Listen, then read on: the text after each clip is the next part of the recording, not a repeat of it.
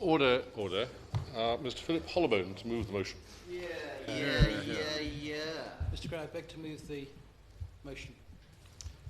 The question is that this House consider the E-petition relating to ending non-stand slaughter to promote animal welfare. Philip Hollobone.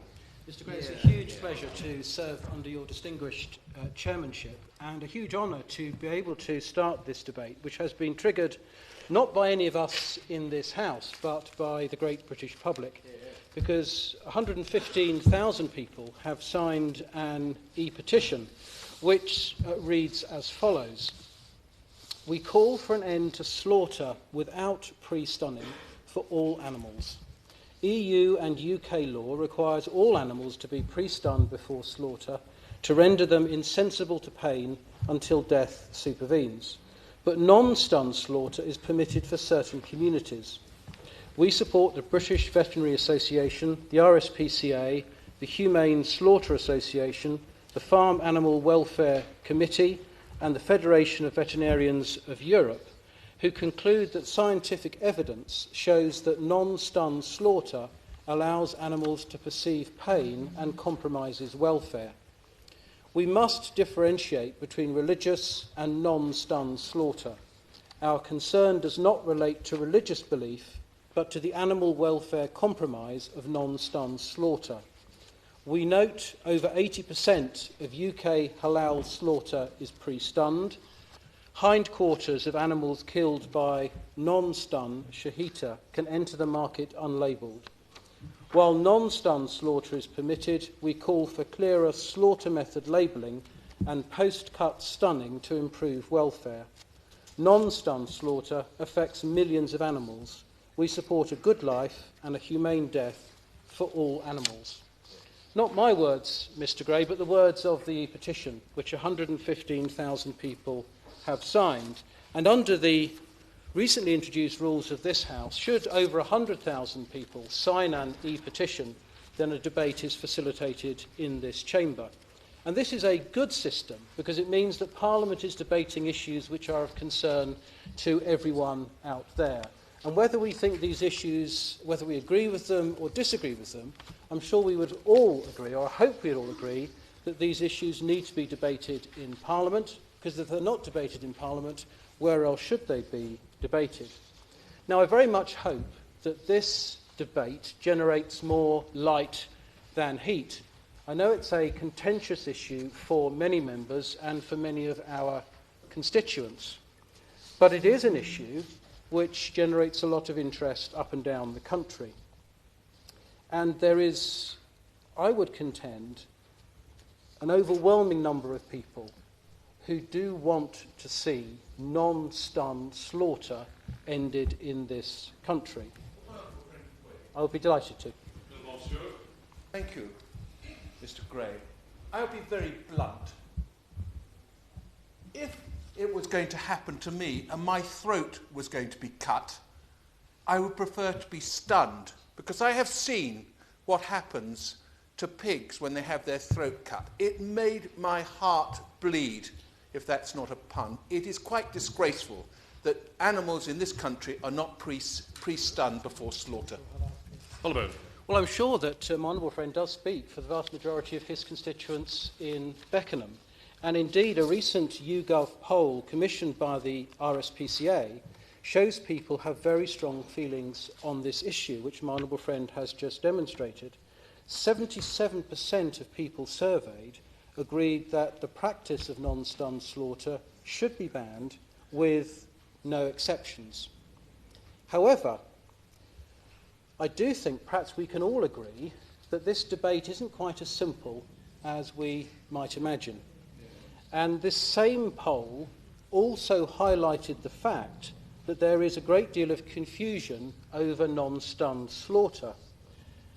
Only half, 51% in this poll of British people, believe that all halal is from animals that are not pre-stunned, whereas in fact 80% of halal meat is stunned before slaughter. And in, I will. I'm very grateful to him, and I commend him for this.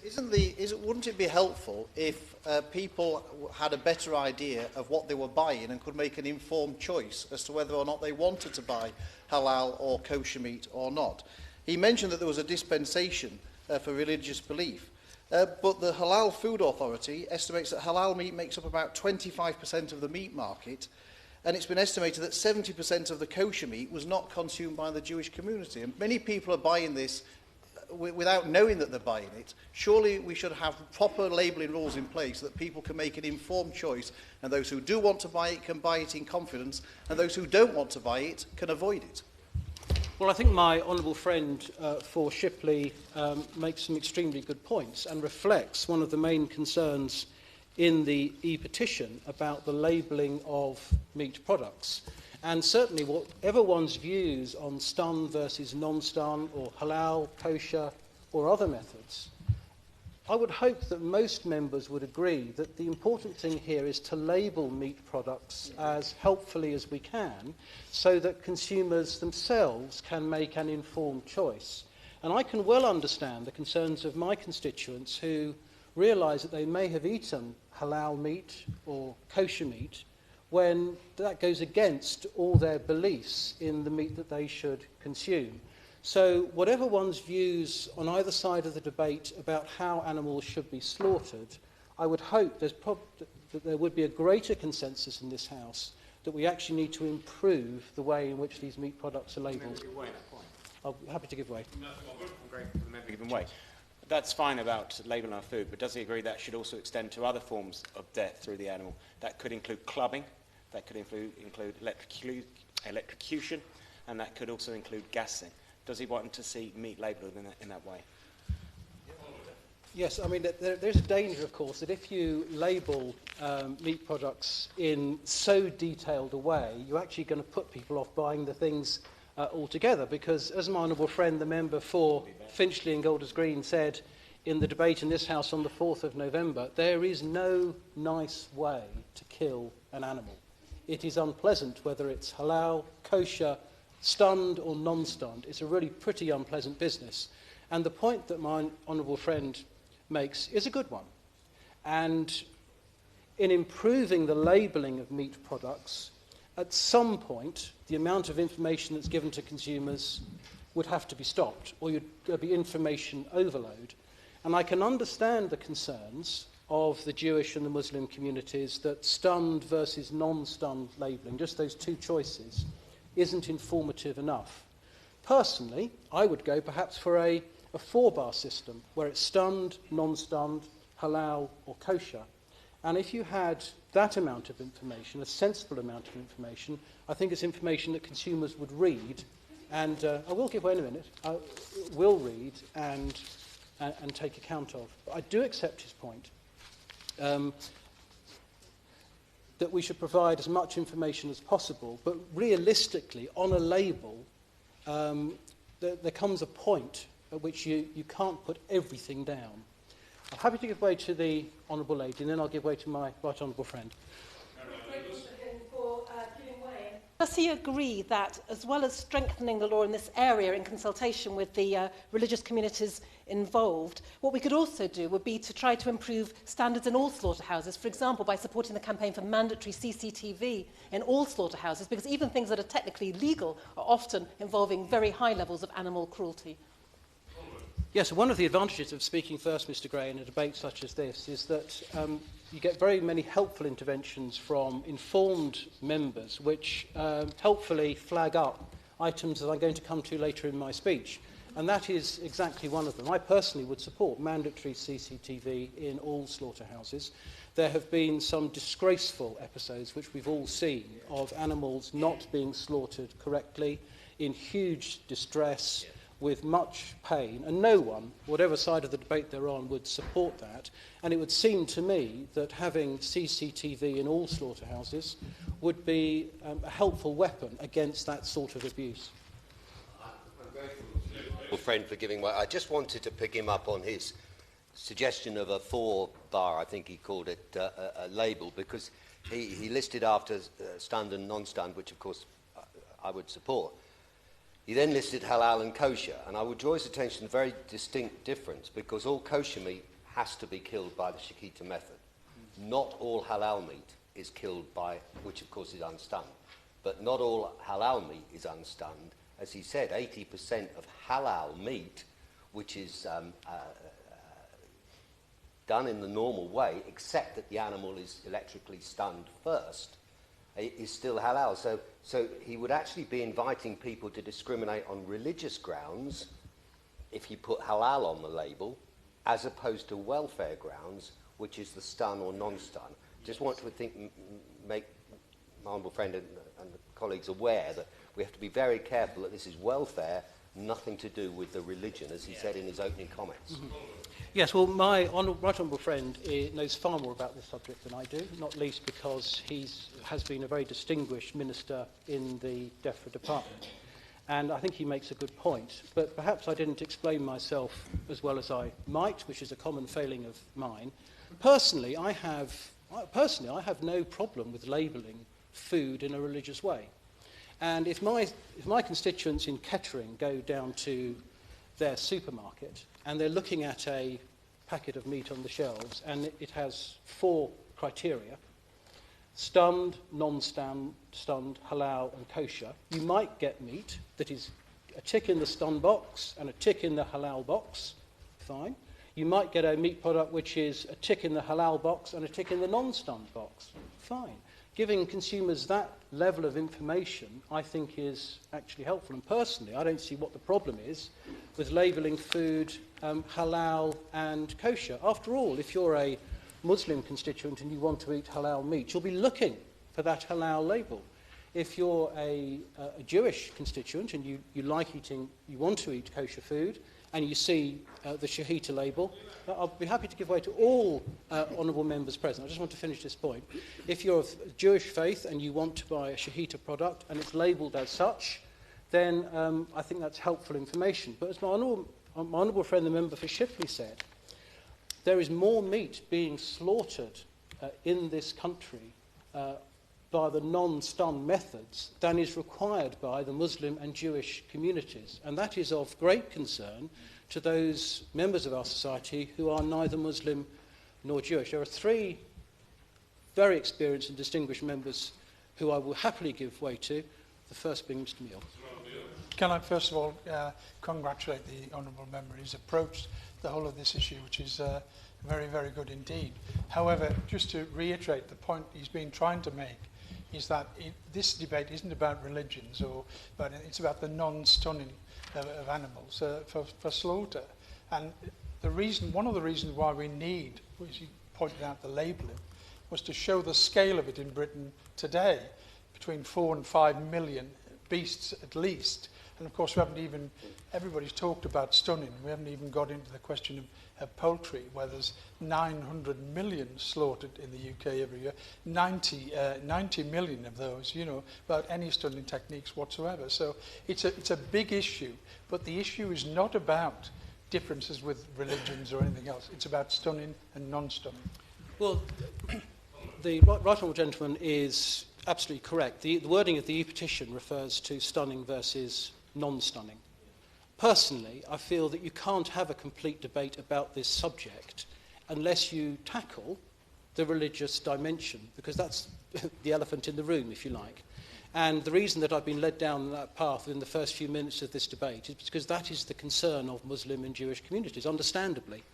So, absolutely, right honourable gentleman is correct. The wording of the E-petition and the purpose of this debate is to debate stunned versus non-stunned. But I think you soon come on to other issues. Constituents in Wickham will want to buy halal meat, and they should be able to. I just wanted to make a point which one of my Muslim constituents expressed to me, and that's that the reason he wants to buy halal meat is, from his point of view, not only the religious justification, but the justification is welfare. For him, halal slaughter is a method of animal slaughter which has a higher standard of welfare than other methods of slaughter which were common at the time, like strangulation. Could it be that an element of this debate is that animal welfare standards have advanced with technology, and that we could find actually a common ground in many cases where animals both are stunned and halal slaughtered in particular? Well, my honourable friend frequently in this House speaks up in a most thoughtful way on behalf of his constituents, and he's demonstrated that once again. Of course, his constituent, and I'm sure there are many others in Wickham and elsewhere who are Muslim, might well take that view of halal slaughter. But my honourable friend will be aware that that is not the majority opinion in this country. And 8 out of 10 people want to see an end to non-stun slaughter. And I would suggest that the Muslim and Jewish communities have a lot of persuading to do if they want their point of view to actually win the day. Very doesn't he not agree with me that nothing can justify the cruelty to animals, and that this has very little to do with religion? It has more to do with cultural history, and that when this practice was introduced, it would have been introduced when stunning wasn't available. And doesn't he think it's time for everyone to move on and accept that we shouldn't be unnecessarily cruel to animals as part of the feed chain? Well, that indeed is the view of the BVA and the RSPCA and the other distinguished animal welfare groups, and they're very much coming at this using the latest advances in animal welfare. And I think the honourable gentleman makes an extremely good point. But the point that he's just expressed will be contended by the Jewish and Muslim communities. Will he give way? I will, yes. I'm very grateful. He's been very generous. But would he agree with me that it isn't just about animal welfare? Of course it's about animal welfare, that's incredibly important, but it's not just about animal welfare, and that many people of a different religious view, perhaps Sikhs and Christians, actually object to the blessing that's given to halal meat, and that's one of the reasons why they believe it should be labelled. And I'm delighted that there seems to be a growing support for labelling, because it wasn't evident when I twice tried to introduce legislation to make this labelling compulsory. Yes, and I was pleased to support my honourable friend in his 10-minute rule bill, because I'm a strong supporter of more transparent labelling for meat products. The wording of the E-petition doesn't go into the religious sort of rights said over slaughtered meat, but I think my honourable friend makes an extremely good point. We've already discussed that there is no nice way for any animal to die. I think it is important, however, to get in context the extent to which halal and kosher shahita meat, the volumes of this compared to everything else. One estimate is that 114 million animals are killed annually in the UK using the halal method, 80% of which will have been stunned first, and only 2 million animals are killed under the Jewish shahita method. And one of the results from the RSPCA poll was that only 2/5 of people surveyed knew that the existing exemption in the law also applies to shahita, the Jewish method of slaughter. So whilst there's been quite a lot of comment ahead of this debate from the Jewish community, actually the number of animals slaughtered according to shahita requirements in this country is very small. And a very important point to raise, to get all this into context, is that whilst there's no nice way for an animal to die, there are sadly lots of instances where animals are mis-slaughtered, they're mis-stunned. And in researching for this debate, I was horrified to realise there are potentially hundreds of thousands of animals in this country each year which are not stunned properly before slaughter. And yet the data collected on the extent of this problem is practically non-existent. And I very much hope that the Minister, when he addresses the floor, will stress his commitment to getting the Food Standards Agency to really raise its game, not only in ensuring that all slaughterhouses are properly monitored, but that the number of mis-stuns is properly recorded. Well, I think in some years, critical instances of mis-stunning have been in single figures, when we all know the scale of the problem is potentially hundreds of thousands of animals each year. And of course, the number of animals mis-stunned could well be greater than the number of animals slaughtered by the shahita method appropriate for the Jewish community.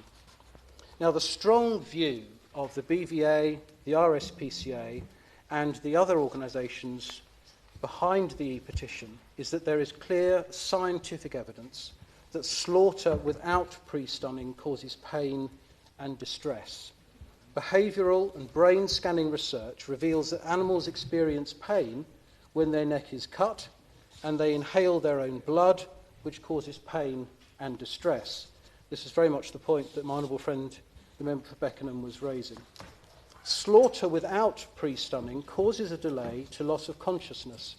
It can take up to 2 minutes for cattle to lose consciousness, up to 20 seconds for sheep, up to 2.5 minutes or more for poultry, and sometimes 15 minutes or more in fish. Pre-stunning, yes I will, pre-stunning delivers an instant loss of consciousness when it is done correctly. I thank my honourable friend for giving way and would just like to ask him whether he was aware that there's been a great deal more research done on this recently and that our knowledge of the effects on animals has actually increased. We understand better nowadays the level of suffering that they have than we ever have previously. Well, that's an extremely good point, and the House will want to ensure that our domestic legislation follows the evidence. And if the quality of the evidence is improved by scientific advance, that surely should be reflected in the laws that we pass. Now, as has been said, EU and UK law requires all farm animals to be stunned before slaughter, but there's an exemption for religious slaughter. And this comes back to the point my right honourable friend on the other side mentioned, that whilst this E-petition mentions stun versus non-stun, you soon get on to the religious dimension. Now, the EU law on slaughter is contained in Council Regulation 1099/2009 on the protection of animals at the time of killing. The regulation came into force in January 2013 and allows member states to apply a derogation to permit slaughter without stunning for religious and traditional purposes. And this can be decided at a member state level. Now, interestingly, practice differs across the European Union. Slaughter without prior stunning has been banned in Iceland, Norway, Sweden, Switzerland and Denmark. In Austria, Estonia, Finland and Slovakia, stunning is required immediately after the incision if the animal has not been stunned before. In Germany, abattoirs have to prove the religious needs and number of animals to be slaughtered to satisfy the needs of the religious community concerned before they are granted a licence. In Australia, stunning at slaughter is required, but there is an option for a state or meat inspection authority to provide an exemption and approve an abattoir for ritual slaughter without prior stunning for the domestic market. But even in those cases, post-cut stunning is a requirement. Now, my honourable friend, the member for Shipley, mentioned about the large number of animals that are killed in this slaughtered in this country without having been stunned first, and how that exceeds the requirements of the Muslim and Jewish communities. The Food Standards Agency carried out a survey of slaughterhouses in September 2013, and the results published last month indicated that in that year, 2013, 31 million poultry animals were not stunned, 2.5 million sheep and goats were not stunned, and 44,000 cattle were not stunned. The number of slaughtered chickens, sheep, goats and cattle is more than is required for the Muslim and Jewish communities to consume. Now, the British Veterinary Association doesn't agree with me. It doesn't support calls to compulsory label meat as halal or kosher, because in its view it would not help consumers. We've already mentioned that 80% of halal slaughter is pre-stunned, and the hindquarters of animals killed by the non-stun shahita method are not regarded as kosher and therefore are unlabelled.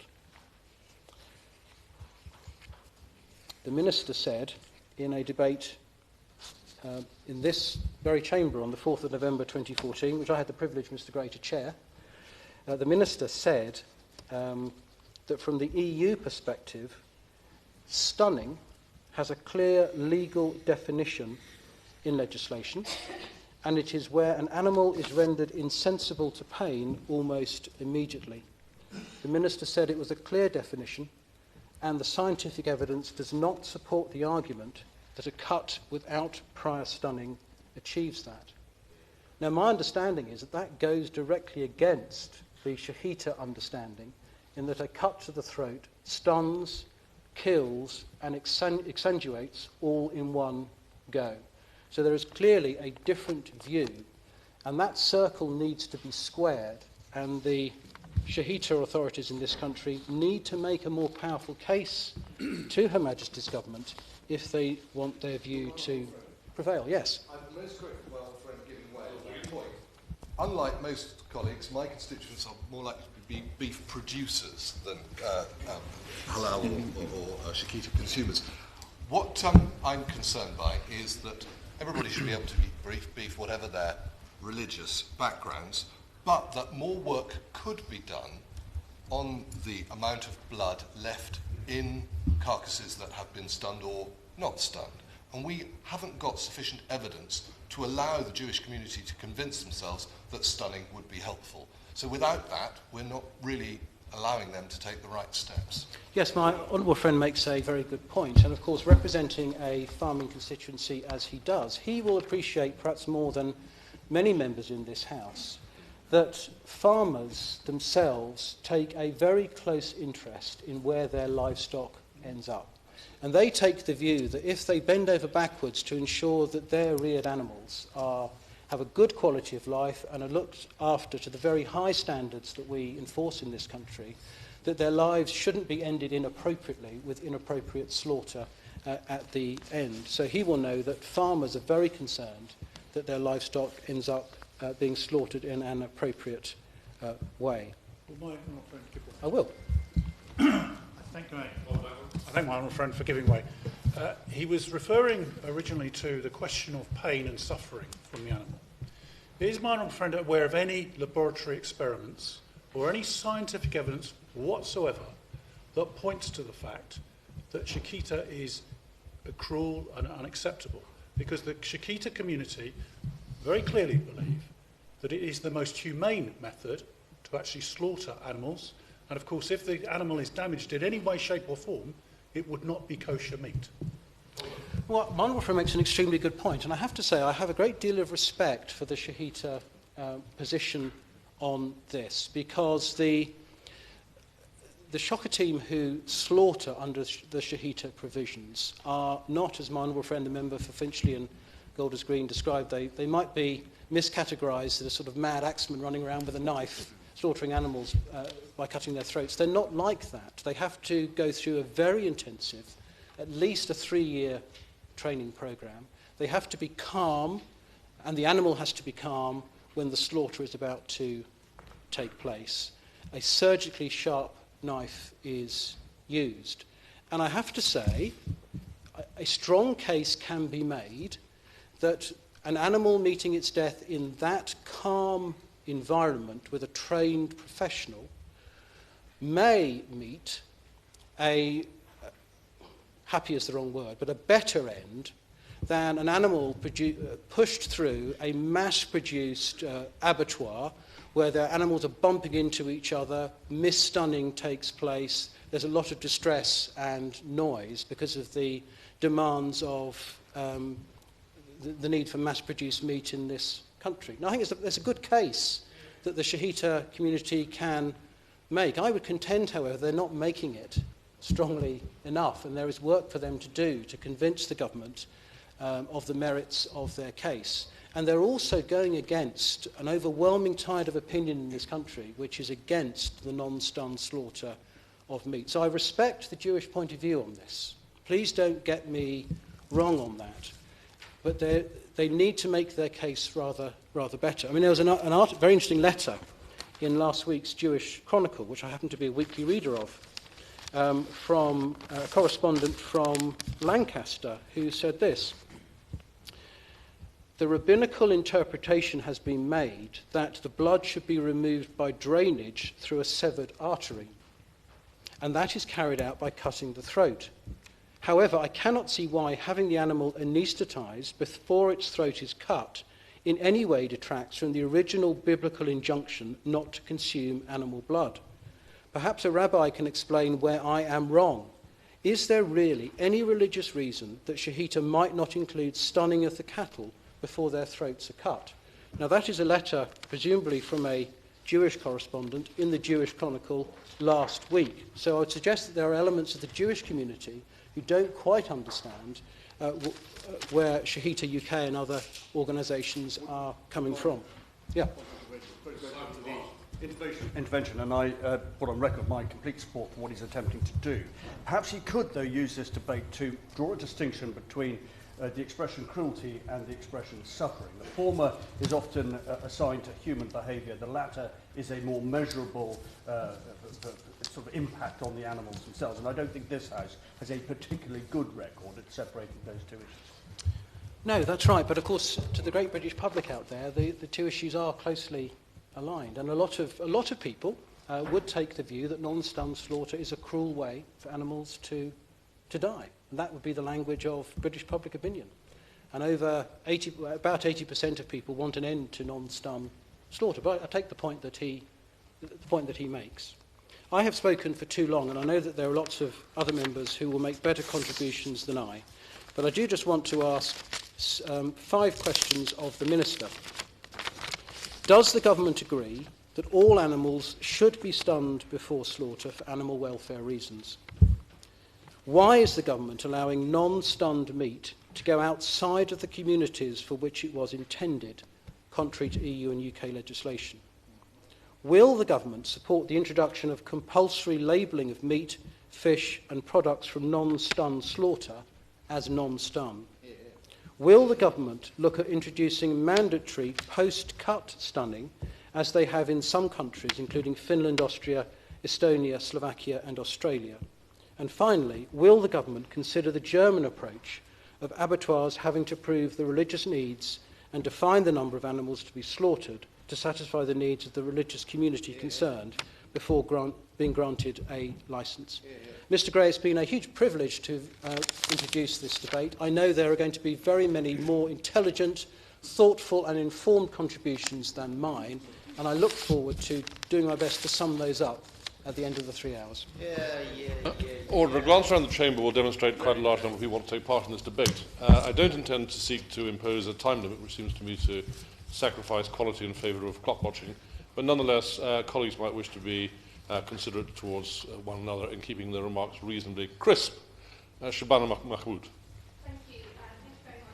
Great. It's a pleasure to serve under your chairmanship and to speak after the Honourable Member for Kettering has opened this debate, which I thought he did very, very well. And I also noted that the last time I spoke in a Westminster Hall debate on this matter, he was, of course, in the chair.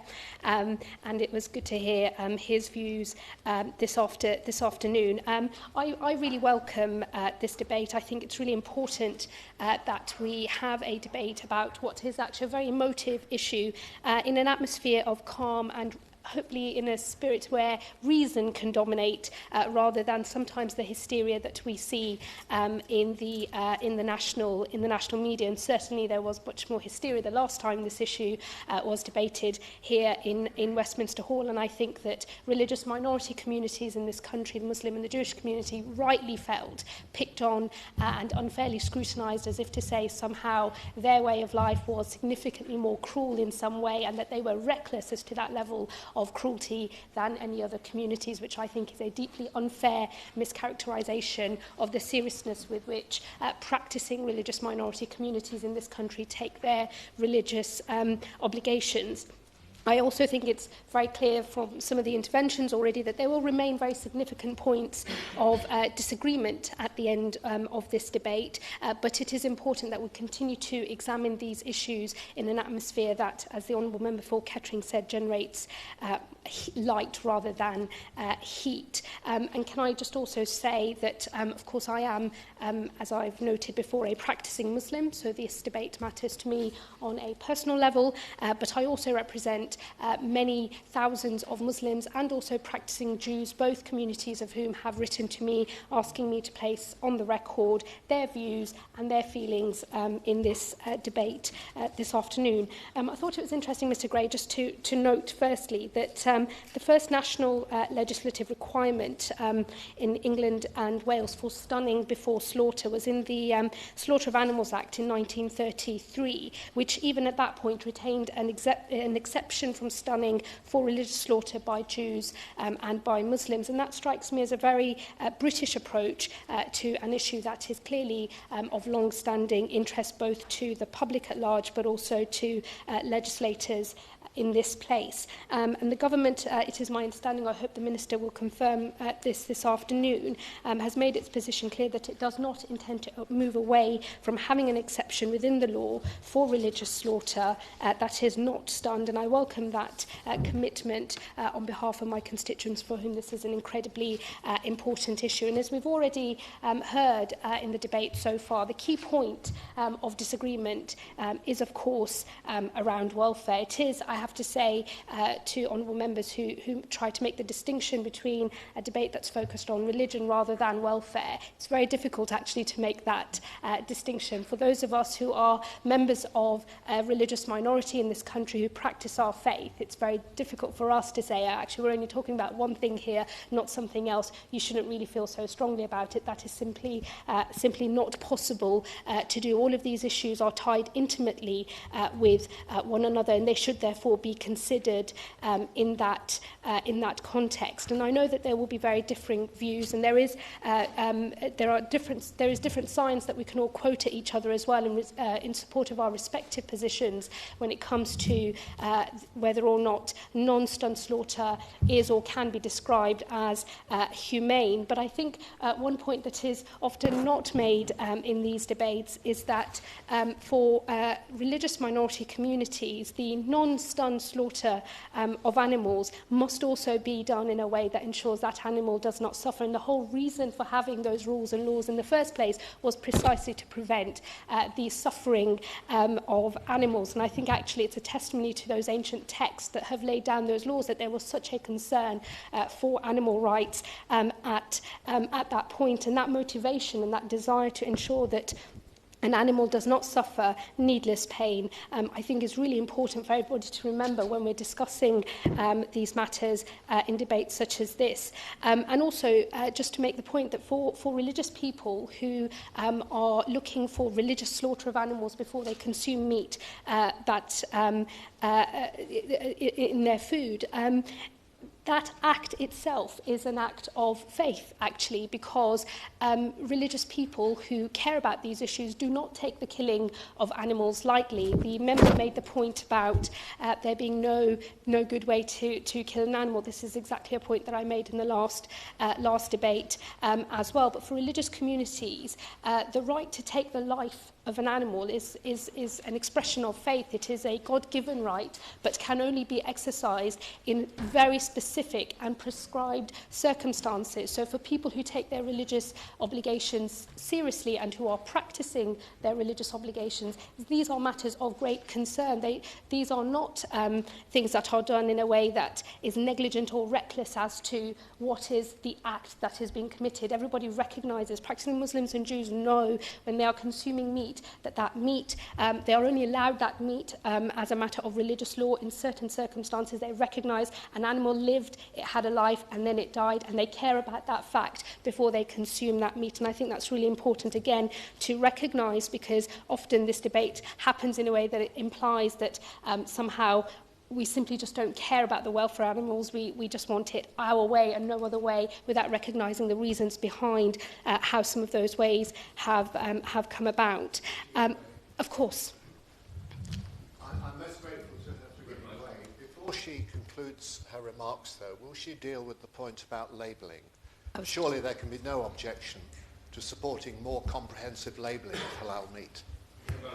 I'm very grateful for that intervention, and I was just about to come on to the next part of my remarks, which is precisely about labelling. But just before I leave the issue on welfare, just if you give me one moment, just before I leave the issue around welfare, if I may say that, and the point was made by the Honourable Lady, the member for Brighton, that actually the enforcement of the current rules that we already have on welfare is actually just as important when we discuss these issues as whether or not religious slaughter is humane or can be done in other ways, because any abuse of the rules as we currently have doesn't exactly inspire confidence that any additional rules that we may bring in will also be followed. And the point on misstunning here is really, really important. For religious communities, the risk that an animal has been misstunned and then slaughtered in accordance with religious rites is negated because of the misstunning process. So even for those who accept that stunning may be possible under a different reading of religious law, they would still not tolerate misstunning, which is just as cruel and barbaric as any of the act that might be perceived. Stephen Timms. Very grateful to my honourable friend for giving way. She's making a lot of points that will be welcomed by a large number of my constituents who have contacted me about this. In the discussions she's had, and particularly the point she's just raising about misstunning, have concerns been expressed to her about the pretty horrific things which seem to be going on in reality under the label of misstunning. In theory, that's supposed to protect animal welfare. In reality, that seems to be very different. My honourable friend is absolutely right, and this is why it's so important that we get to a position where we can guarantee that the basic standards we have at the moment are fully realised in slaughterhouses, that we all understand better what actually goes on in slaughterhouses and how different types of animals are slaughtered in the current process, because I think it's important, again, that we shed more light on what goes on there as well before we start moving the debate elsewhere to other practices which complicate things further, which may or may not be a road that we want to go down, but it doesn't, as I say, inspire confidence about enforcement if we can't even do things correctly. Now, I give way for the last time because I want other people to speak. Thank you very much. If essentially we are talking about the clash of two principles, one being animal welfare and the other the right of people to practice their religions, and if it was proved that there were serious issues of animal welfare, which of those two does the honourable member believes trumps the other? I'm grateful to the honourable member for that intervention. I suppose my start point for entering the debate is different. I don't accept that non-stunned slaughter is a cruel or inhumane method of slaughter if done properly in accordance with either the Jewish religious texts or the Islamic religious texts. Don't forget, these texts lay down very clear, very detailed rules about, for example, how one animal is not to witness what happens to another animal. I think that would never apply in any of the slaughterhouses with mechanised slaughter of large volumes of animals taking place today. So I simply reject the basis of his question. If I could just move on to the issue around labelling, and again we've had this debate before. I do agree with labelling of our meat, and I think that all consumers in this country should have a much better idea of where our meat comes from. And I suppose my perspective on the debate is shaped by, as I said, being a practicing Muslim. I've spent my whole life looking at labels, trying to work out whether something's got alcohol derivatives in it or not, trying to work out if there's any derivatives of pig meat, for example. And so for me, actually, labels which have a lot of detail and information on them is a really great thing, because it enables me to exercise choice. At the moment, when I'm in doubt about something, I simply put it away, but I may be missing out on something I could have perfectly legitimately consumed. And in fact, often I rely on the good old V symbol on food, where it says it's suitable for vegans and vegetarians, and I think, well, then it must be okay for me as long as it's not a meat product. But that doesn't help me out when it comes to meat. But I do reject what the Honourable Member for Kettering said about the danger of too much information. Actually, I simply do not buy that argument, because if we're going to say that actually people should be able to make a choice. That choice should be fully informed. If you're going to say you want to shed light, you shouldn't say that that light only extends to one arbitrary threshold and no further. That seems very unfair to me, because actually where he is suggesting that the line is drawn currently, halal or kosher, stun or non-stun, well, that line, I'm afraid to say, actually just supports a debate that is more about heat rather than light. It supports a debate that's conducted in a way that is stigmatising communities and implying somehow that their way of doing things is really bad, and so we're going to have a special label that means you can opt out of it. But it forgets actually that, as I said, there's no good, clean way of killing an animal. It ends up dead one way or the other, and actually we should know more about how animals are stunned, because I think lots of people may well make the choice that actually they don't want to consume meat, full stop, and that would be their right. It's not a choice I would make, because I'm quite well informed on these issues, so I make my choice knowing exactly what happens when stunning or non-stunning takes place and different types of slaughter. But lots of people, the majority I would say in our country, do not. And I think that we should, if we are really going to be people in, not just in our country but across the world, who are champions of animal rights and animal welfare, then we should be better informed as a nation. And I think that detailed labelling would go a long way to supporting that. And also because the point has been made that within the Muslim community, halal meat that is produced, 80% of that meat is stunned, and it's certainly true to say that large numbers of Muslims have accepted stunning of meat before slaughter, and if that is a choice they wish to make, then that is something that I think should be open to those people, and clearly there's a demand for it because it's being produced and it's being consumed.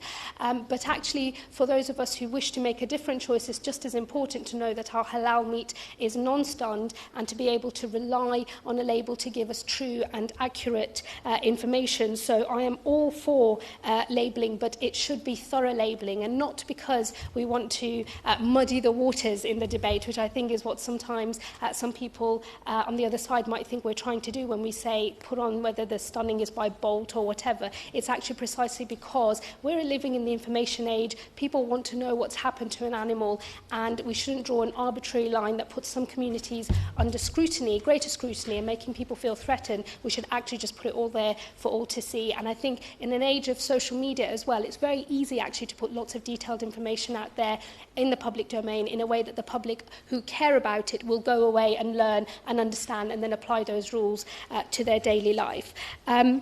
And I just want to finish on this point, Mr. Gray, very, very quickly, that I accept that as technology develops, we should continue to re-examine these issues. I think, speaking from a Muslim perspective, it is an imperative that actually, as society evolves, as science evolves, that we continue to examine our jurisprudence and our approach to that jurisprudence. But I see nothing at this point which I think supports a derogation from the exception that we have for non-stun slaughter in this country. I think we should ask much deeper questions about mechanisation of our slaughter processes and the volume of meat that we produce, and whether that in itself makes it very difficult to maintain any kind of real standards whatsoever, because when so much meat has to be produced in small amounts of time, it's very hard to keep track of different rules and regulations. I think that is where I would say that the science, and as it's developed, that science should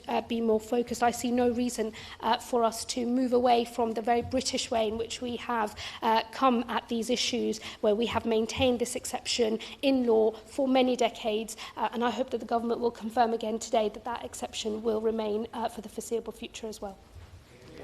James Pace. Great, thank you very much indeed for calling me early in the debate. I suspect, if you asked honourable members of this House, I'm probably not seen as somebody who's particularly squeamish or with too much of a conscience, given my agricultural credentials, which have already been referred to. But I have to say, Mr. Gray, the killing of an animal without stunning is, in my view, repugnant and should be stopped in an ideal world, but I accept that there are constraints on taking that final step. And I say that not because I've read about it or been pressurised by various people, but because I actually took the trouble when Minister to go and actually watch it happening. It was clearly clear to me that what was often referred to as religious slaughter, but unstunned slaughter, was a political issue of some importance, and therefore I organised, or my private office organised for me to visit a halal slaughterhouse and to witness it happening. I have not been stressed to a Shishita abattoir. I went to this halal abattoir and I watched a number of sheep and cattle being slaughtered. The owner of the abattoir, himself a Muslim, made it absolutely clear to me that he did not like unstunned killing, but that the obligation, this is touched on something the Honourable Lady referred to just now, that the decision as to whether something is halal is taken by the imam present at the time. All halal meat has to have a prayer said in the process of it being slaughtered. But the decision as to whether it is stunned or unstunned is taken by the imam. There are a number of Muslim organisations who take it upon themselves to decide what is halal or not. And I, in fact, as minister, organised meetings with representatives of many Muslim organisations and groups around a table. And I'm afraid, Mr. Gray, there was absolutely no meeting of minds. I don't mean with me, but I mean between them across the table. I sat back and listened to some very strong language between Muslims, operators of abattoirs, who always pre-stun everything and whose imams are happy to say the prayer in that process when the animal then has its throat cut after it has been electrically stunned. But to go back to my own experience, Mr. Gray, I watched a number of sheep having their throats cut without any pre-stunning. They were on, as anybody who's visited an abattoir will know, they're in a conventional V-belt, which so the animals are put in a rising V-belt, two belts together, so they are hugged by the belt, and when they reach the top, it is their turn to have, in any abattoir, to be killed. Normally they are stunned and then their throat is cut. What I saw was without the stunning. Incidentally, of course, that is the way they address this issue about one animal shouldn't see another one being slaughtered because the next animal in line is actually behind the one being slaughtered in a V-belt. And I saw a number of sheep being slaughtered, and I can tell honourable members in this committee that the average time I watched before the animal appeared to become senseless, i.e. its head dropped, and most people assume that is the point at which it collapses, was around 15, 18 seconds. But I also watched cattle, and I'm afraid it's one of the points that I think my honourable friend for Kettering underestimated. He referred to 2 minutes. Well, when I was minister, I was told actually that it's quite often a lot longer than that. What I witnessed was it was nearly always much longer than that. I watched animals going into the slaughter box, their head being lifted by a form of restraint to expose the neck, and their neck was cut, and their heart, of course, was still going, and blood was being pumped, gushing out. There's no alternative word. I'm not overemphasizing this. It was stretching several feet in front of the animal, this gushing of blood, and it went on for minute after minute. And again, if you take the criteria that the point when the animal, because the animal isn't held up in these instances, standing on its legs, if you take the point that the animal becomes senseless when it collapses, or it collapses at the point it becomes senseless, then you were looking at 4 to 6 minutes. I saw animals take 6 minutes before they collapsed. That is my experience, Mr. Gray. But because the abattoir owner was trying to be very helpful and understood the reason for my presence, and actually, as I said, himself would prefer not to have to do it, he also did what has been referred to as a post-cut stun. In other words, the moment the animal's throat was cut, a bolt was fired into its head to stun it. And of course, it collapsed immediately. As any animal in a normal conventional slaughter process, the moment the bolt banged, the animal collapses senseless. And therefore, that struck me as a very significant alternative option. As I've said, Mr. Gray, I was very concerned about the disagreement within the Muslim sector, religion, about what constitutes halal, which makes me, I'm afraid, believe that we should be able to find a way forward here. Amongst the countries that my honourable friend referred to, or did not actually refer to, was New Zealand. I also witnessed halal slaughter in New Zealand slaughterhouses. Both, again, sheep and cattle. Over there, they were all electrically stunned, not using a retained bolt, and then their throat was cut. But in all cases that I witnessed, they appeared to be completely senseless from the result of the electrical shock at the point that their throat was then cut, and therefore I would conclude they were not suffering. But as I say, the experience I had here was different. I should say as an aside, Mr. Gray, that we've heard from a number of quarters this afternoon about misstunning. I think misstunning is, I was going to say is regrettable, that's not strong enough. I mean, it's not good enough. But I think it's a distraction from the issue. Misstunning should be dealt with, even if every animal is stunned. Misstunning should be dealt with by better training and proper prosecution of those abattoirs where it takes place. But the other issue I would touch on is this issue about what actually, and I don't want to venture too far into the religious argument, because I do feel strongly this is an animal welfare issue, but this issue about what constitutes, or what is legitimate under Muslim Sharia law and the Muslim beliefs. Because their argument, as they've put to me, those that support non-stun slaughter, is that the animal must be able to recover if its throat is not cut. And therefore the argument is clearly that a bolt gun is irrecoverable, and therefore that is not permissible.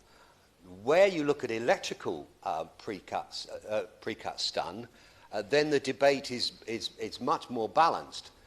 The problem, and I'm sure my humble friend has already had this put to him, is that the Muslim community who would be prepared to entertain electrical stunning as acceptable, other than those who already do, they want evidence that it is recoverable. In other words, that you electrocute an animal, and if you don't then cut its throat, then moments later it recovers and is perfectly all right, undamaged. The problem is, and this is bureaucracy gone mad, that we can't do that because you require a Home Office licence, because then that becomes animal experimentation, and the Home Office won't grant a licence for you to do that, so you can't provide the evidence that might convince people of the argument. Now, the other quick point I just wanted to insert is, and I think it just needs to go on the record, Mr. Gray, that, of course, because somebody earlier referred to pigs, pigs don't count because they are not eaten by either Muslims or Jews. I also want to touch on this issue of training. I'm sorry, of course. Interest, and I bow to his far superior knowledge of this. Can I just ask him about the head-only electrical stun? And I've been told by animal welfare groups that many sheep only, under UK law, sheep only have to have one artery cut rather than both arteries cut. And this means that often, because the stun only lasts between 20 to 40 seconds, there's a good chance they will recover consciousness before they actually bleed to death. Could the former minister perhaps enlighten me as to whether that's the case? I've been told that maybe 4 million sheep actually recover consciousness a year, even though they have been stunned. They recover consciousness before their throats are cut. Well, my answer to the honourable lady is I genuinely don't know. I can't vouch for the accuracy of that statistic or not. All I would say is that in my watching of quite a number of sheep, not just in the UK but also in New Zealand, who've had their throat cut after, I mean, this is conventional, then after electrical stunning, then they lose, they become insensible. In other words, their head collapses and everything in a lot less than, usually in about 15 seconds. I have not ever witnessed an animal come round before it's, well, obviously before it's dead, but she knows what what I refer to, come round in a point at which it might suffer. I can't answer that. There's been a lot of debate, understandably, Mr. Gray, to get to the nub of the matter, about labelling as the way forward, not least because, as has been said, a lot of shishita meat is not acceptable for Jews to eat, and therefore that goes into mainstream, as does a lot of halal, whether it has been pre-cut stunned or not. Nobody can argue against informing consumers, of course not. And I would never dream of that. I've advocated all sorts of things of labelling in the past, and I would support it on this, except I actually have big question marks whether it would work. Not that consumers wouldn't respond to it, but frankly, I just think it's wide open to abuse. I think it would be extremely difficult to enforce and to monitor and to trace pieces of meat as they move through the supply chain to know whether or not that was actually correctly labelled as to whether it was stunned before slaughter or not. I'm afraid I do not agree with my honourable friend about putting religious connotation into it, because I wholly object to anybody discriminating on that ground. I've actually had people write to me and say, I object to buying meat that's had some, quotes, some Muslims saying a prayer over it. I'm afraid I reject that attitude totally. That, in my view, is racist, and I would have nothing to do with it. I'm purely concerned about welfare. I also want to touch on the distinction and the point that has been made that the Jewish process renders an animal effectively dead the moment its throat is cut. As I say, I've never actually witnessed it, so I don't speak from that experience. But what I do say is that if that is the case, then I cannot see there can be an argument from that community against a post-cut stun. If their view is that the animal is dead the moment its throat is cut, then what is wrong with a bolt or an electrical shock seconds after the throat is cut? Because you're effectively, in that argument, applying it to a dead animal. The conclusion I was coming to when I was the minister responsible for all this, and I, frankly, Mr. Gray, wish I'd had time to pursue it because I really wanted to, was that the way forward to minimise, reduce suffering, whilst recognising the need for proper respect for religious rights, was to introduce compulsory post-cut stun. I think it would have been far more effective at reducing suffering very considerably, as I witnessed to myself, but I also thought that the arguments used by those who opposed a pre-cut stun, those arguments fell aside if their view is that the animal is dead immediately after stunning. My final point I want to make is related to training. I touched on it on my comment. Yes, of course. I thank the honourable member for his very well-informed speech, very impressive speech. But I would ask, would he see no role for additional labelling then? No. Mr. Gray, I'm certainly not against labelling. As I said in my comments a few months ago, I've recommended and indeed drove forward some issues to do with more information for consumers, and I'm not averse to the idea of doing it in this context. I have grave doubts how effective it will be, simply because I fear it would be very difficult to actually enforce. My final comment was going to be, Mr. Gray, about training.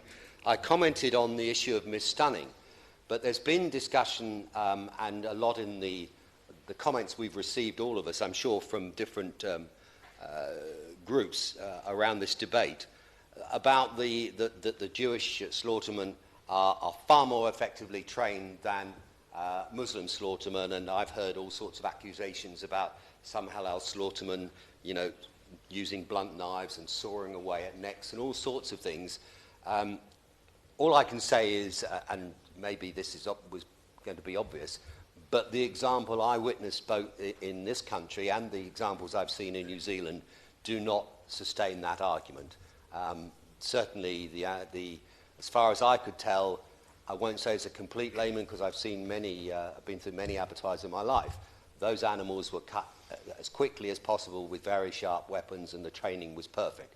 Whatever system of slaughter is used, pre or post-cut stun or anything else, you cannot accept anything else than highly skilled operators, and I certainly believe that is a matter for enforcement, whatever else may be decided. Mr. Gray, I don't know whether this has been my last speech in this place or whether I shall speak again in the next 5 weeks, but if it is my last, I hope that it is recognised as a very seriously intentioned argument that we should move forward in the interests of animal welfare and nothing else to move this debate forward, and I strongly urge my honourable friend to look at the issue of a post-cut stun as the way, it is a compromise, but as a way of effectively, significantly reducing unwanted and unnecessary suffering. Before saying, if that was his last speech, and we all hope it was not, it was an extremely fine contribution at the end of a very long and distinguished career. Richard Harrington. Thank you very much, Mr. Gray. And I also would like to add my congratulations to the Right Honourable Gentleman's speech, which was very, very moving and hugely well informed, and also to the Honourable Member for Kettering for his part in this debate. I'm afraid, Mr. Gray, I don't have such experience or erudition to add to the debate, but I would just like to make 1 or 2 points. I am Jewish. I was not brought up to eat kosher meat, and the amount of... I'm not agricultural. I have visited slaughterhouse on 2 occasions, which I would like to mention in a minute.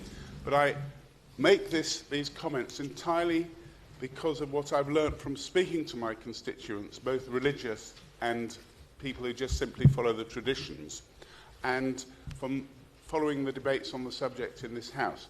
I would like to say that perhaps I should mention that I have received a petition in the past from members of the Muslim community in Watford, in my constituency, numbering nearly 2,000 people. Suitably supported, I may add, by members of the Jewish community, rather fewer in number, because there are rather fewer in number Jewish people in Watford than there are Muslims. This came about as a result of the original comments from the new president of the British Veterinary Association, which appeared in the Times during the course of last year, Mr. Gray. As a result of which I took the petition to the Prime Minister, who seemed very clear in the government's view. The Minister, of course, will say what he has to say, but he did, the Prime Minister did say that he was delighted to support my campaign in Watford, and I'm very happy to confirm that while I'm Prime Minister of this country, both halal and kosher killing are safe in Britain. So it's a very clear view from the government. I would imagine, if I may speak for the opposition, which I've never had the arrogance to do before, but I think I would be right. I think I would be right in saying that the official view is very much the same. And my personal experience, I mean, I have in my life visited 2 abattoirs, one with conventional slaughter and the other with religious slaughter. I didn't visit them as a Member of Parliament, and again, I can't compare myself to the Right Honourable Gentleman for Cambridgeshire's official visits and the level of observation he did. I must say that I did not see a material difference in the death of the animal that was stunned in the conventional abattoir and that in the religious slaughter, which was without stunning. I was absolutely put off eating meat for quite some time by both of them. I can say that without discrimination. I'm not a vegetarian, but I could see an argument for it. But I cannot and would not say that I noticed any material difference in the suffering of the animals in either of those cases. And given that it's one of our great beliefs in this country that people's religious traditions and views should be upheld, it's very important to religious Muslims and to religious Jewish people. I do believe that it is the government's job to stipulate things to do with cleanliness and other more modern things, which when, as the Honourable Lady mentioned before, the religious texts I mean, they can be interpreted in a modern way, and that must include, I'm sure, modern versions of safety and cleanliness, etc. But I cannot accept that in a society today, things involved with such religious tradition and held with such belief by people in this country could be declared to be something that the government could say is illegal. And I would very strongly do everything in my power, and modest though that power may be, Mr. Gray, to reject anything that happened. Yes, certainly.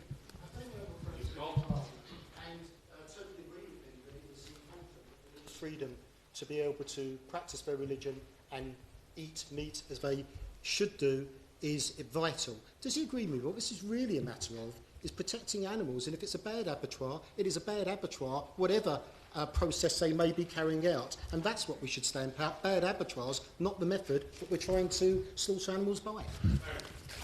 The honourable gentleman, as ever, makes an extremely good point, and I think it reiterates what I was really saying about standards of modern cleanliness and modern ways of carrying out. But I would like to say my honourable friend, the member for Kettering, in his brilliant opening remarks to this debate, did point that the debate came about because of a petition, an E-petition, which I think he said that about 110 or 115,000 people signed. Well, I know this is not simply mine's bigger than yours or my brother's bigger than yours kind of argument, Mr. Gray, but the Conservative Muslim Forum, Mr. Mohammed Amin, who's the chairman of it, did have a counter-petition called Protecting Religious Slaughter in the UK and EU, and that's reached 125,000 signatures.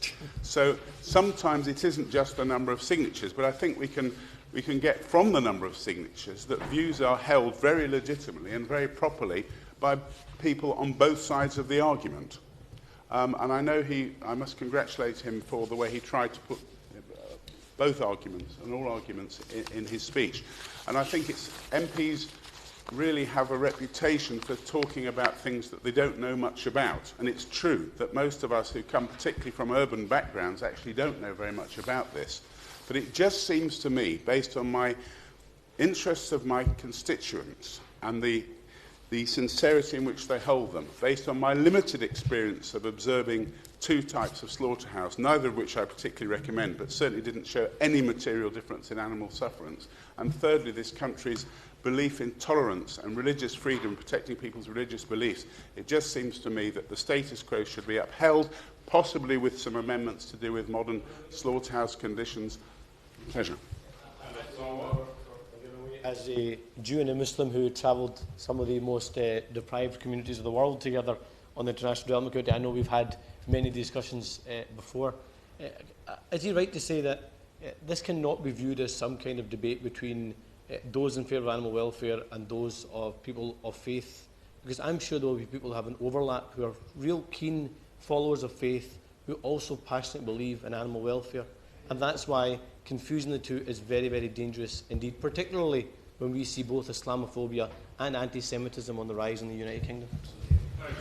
The honourable gentleman is exactly correct in what he says.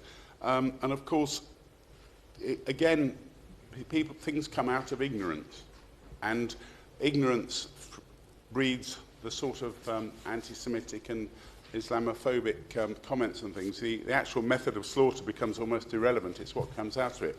But I really would say, finally, Mr. Gray, you've been very patient with the time given to me, but I do feel that these most things in religion came about for a reason.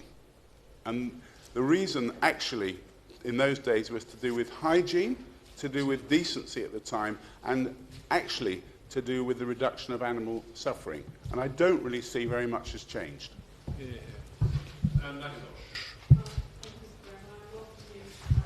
And may I congratulate my honourable friend for Kettering for his usual charm, eloquence and thoughtfulness in presenting and speaking to the petition in the debate this afternoon.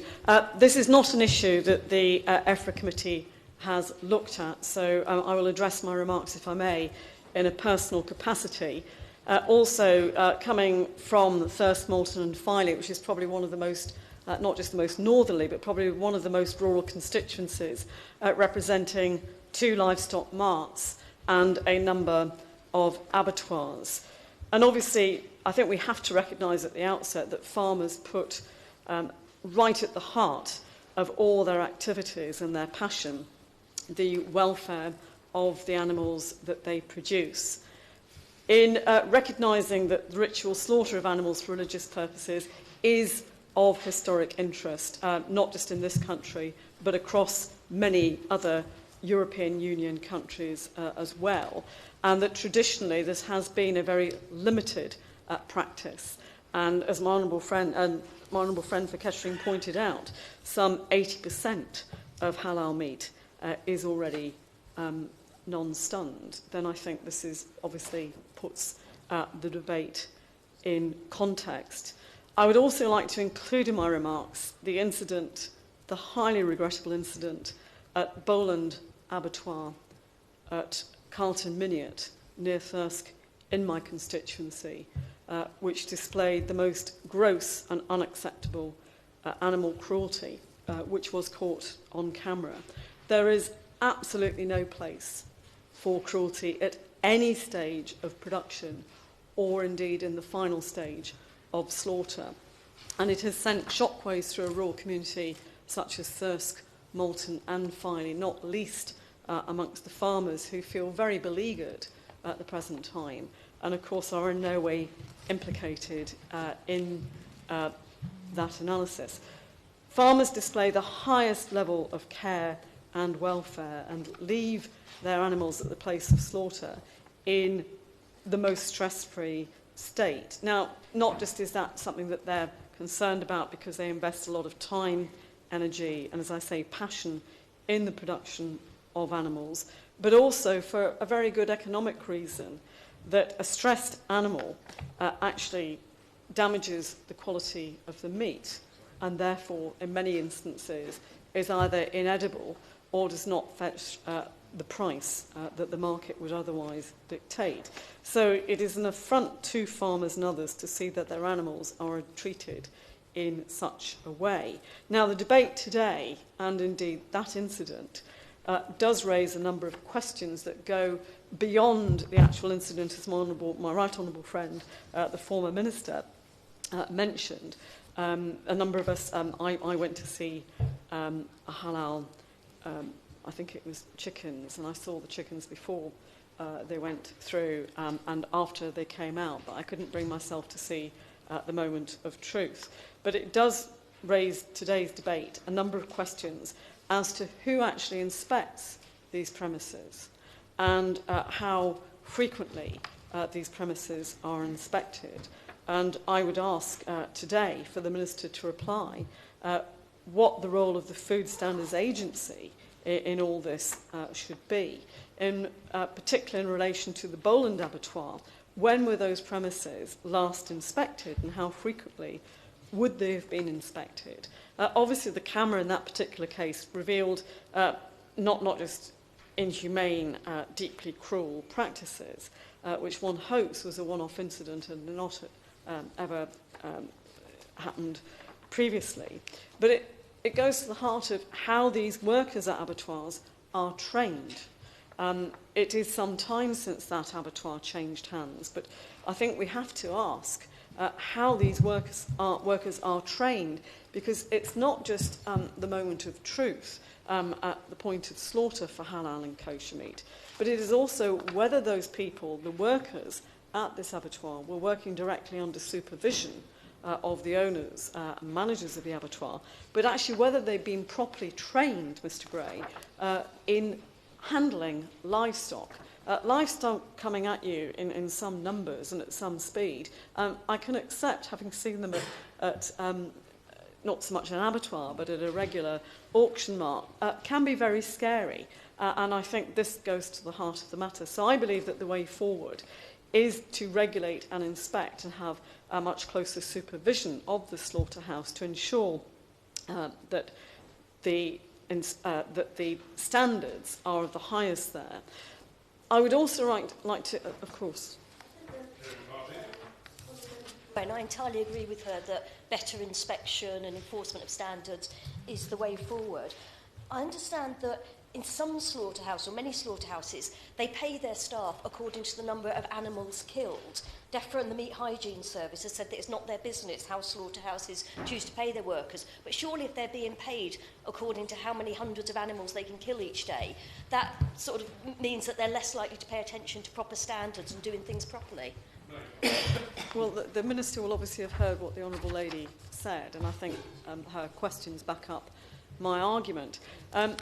The issue of how many animals are being slaughtered, particularly for halal, was first raised with me at a meeting attended by the then chairman of Natural England at a regular farmers' meeting I hold in the constituency at the new auction premises, the auction mart premises at Thirsk Rural Business Centre, where it was put to me by someone who does farm and is a former newsreader, and obviously makes a very good case, that actually many of these animals are being slaughtered as halal, but actually the meat has no intention of being destined for the regular, the specific religious halal trade, but is entering into the general market. Now, I take my right honourable friend's point, the former minister's point, that it's very difficult to label, but I think this is where people are getting quite upset, because there is a market out there for halal meat, and I'd like to congratulate the Honourable Lady for Birmingham Ladywood for making the case, and I support that case for all forms of religious slaughter, and I have done as a member of the European Parliament, and I continue to do so in this place. But I believe that if practices are arising where the actual slaughter of halal might be respected, but the ultimate destination of meat so slaughtered is not halal, then I believe, and I would ask the Minister today, to look very closely into this. There is clearly a higher proportion, specifically, I hate to say, I think my understanding is more of halal than Shakita meat, being produced now than there was, say, 5, 10, 15 years ago. Now, I quite understand this has to be provided to hospitals, to schools, to airlines and to many other public places and restaurants.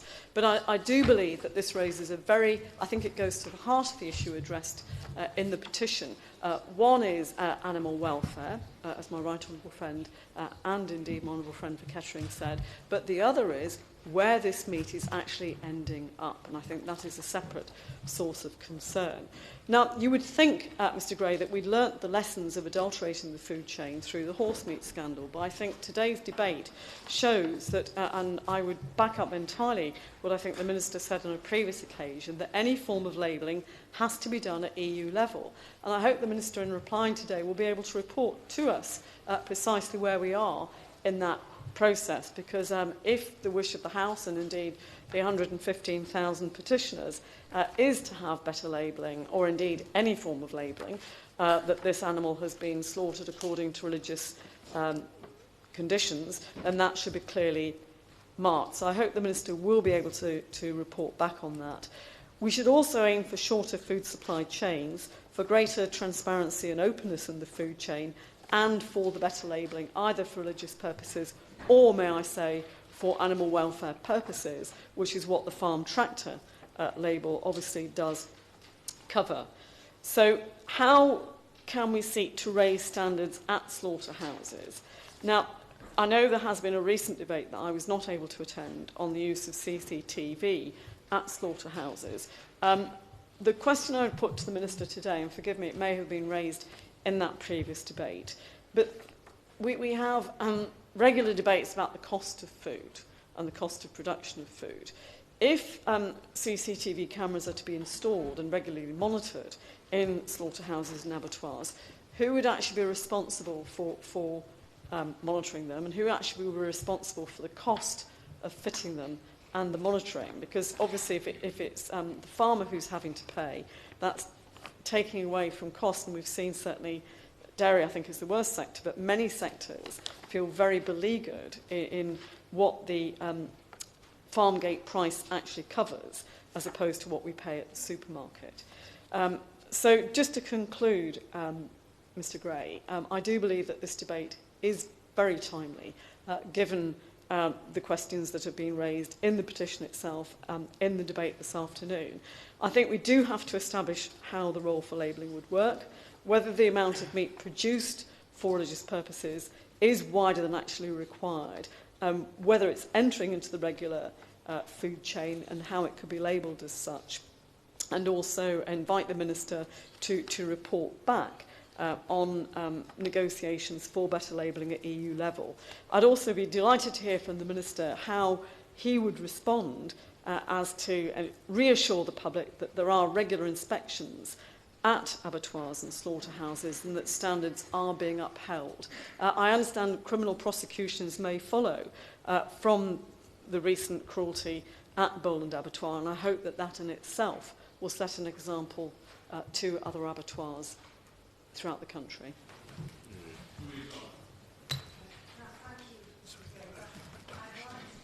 Apologise for my late arrival at this debate. That's because I've been chairing the Transport Select Committee, and I do apologise, and I thank you for calling me. And I would like to congratulate the honourable members who've secured this debate, and indeed the thousands, 15,000 I understand, people who have indeed signed the E-petition, which has brought this debate to the fore today. This is a topic where there are differences of view, but where I believe everybody speaks with sincerity and where concerns about animal welfare are at the forefront. And I would ask that the concerns of the Jewish community are considered in looking at this whole issue, and that some thought is given to shechita, the Jewish method of slaughter, in relation to the very genuine and very legitimate concerns that have been raised by petitioners in the E-petition, which have led to today's debate. And I'd like to say, first of all, that I hope that we can all reject the term ritual slaughter, which is often used in relation to both Jewish and Muslim methods of slaughter. I think that is an unpleasant, pejorative term with very unpleasant connotations, and I don't think it is helpful for such a term to be used. And I would like to stress that Judaism's key concern is with the animal's welfare, and the animal's welfare in life as well as in death. Shechita, which is the Jewish method of slaughter, is extremely complex. It has rules governing which animals it is permitted to eat, what condition they must be in before that is allowed, how they are killed and subsequently dealt with. And this is performed by a trained person whose licence is annually renewed, and the incision is made by a regularly inspected sharp instrument at the structure at the back of the neck, where blood supply and the ability to feel pain ceases and consciousness is immediately lost and rapid death follows. And in effect, cutting and stunning both indeed happen, and both happen almost simultaneously. And I think it is important to spell those things out, because it is vitally important that when slaughter occurs, slaughter permitted animals for food, that is done in the kindest and most pain-free way possible. But what is not permitted under Jewish laws is mechanical stunning. So I think perhaps we're not just talking about stunning, we're talking about mechanical stunning. And it is believed by many people that mechanical stunning is essentially superior to any other kind of stunning in relation to the alleviation of pain. But in fact, there is no scientific unanimity on that point. And the recent contribution in the other place by the Noble Lode Winston goes into some detail on those points, and I do not intend to repeat that here. But it's also important to look at what actually happens in practice. And in practice, mis-stunning takes place on a very significant scale. The Food Standards Authority have admitted that the numbers that they have do not in fact produce a full record. There are likely to be a very much reduced number of animals where mis-stunning takes place. And the report that comes from the European Food Standards Agency, the report produced in 2004 called The Welfare Aspects of Animal Stunning and Killing Methods, shows that failure rates for mechanical stunning in cattle may be over 6.6%, and for non-penetrative bolt stunning and electric stunning could rise to 31%. So there is a very significant level of mis-stunning, and anecdotal reports from DEFRA show a very, very similar picture. It's also important to remember the video which was produced by Animal Aid, where there was secret filming in 3 slaughterhouses, and this took place in 2009. And that showed pigs, sheep and calves inadequately stunned by electrocution, and showed horrific scenes in those slaughterhouses of animals trying to flee and use watching their young being killed. It is very important that in debating this issue, we don't only look at the theory, look at the facts as well. And I do think it is extremely important that there is proper monitoring of what takes place in slaughterhouses, and that is all slaughterhouses, whatever the methods of slaughter, and that CCTV is used where that can be effective in showing what is actually happening. I give way.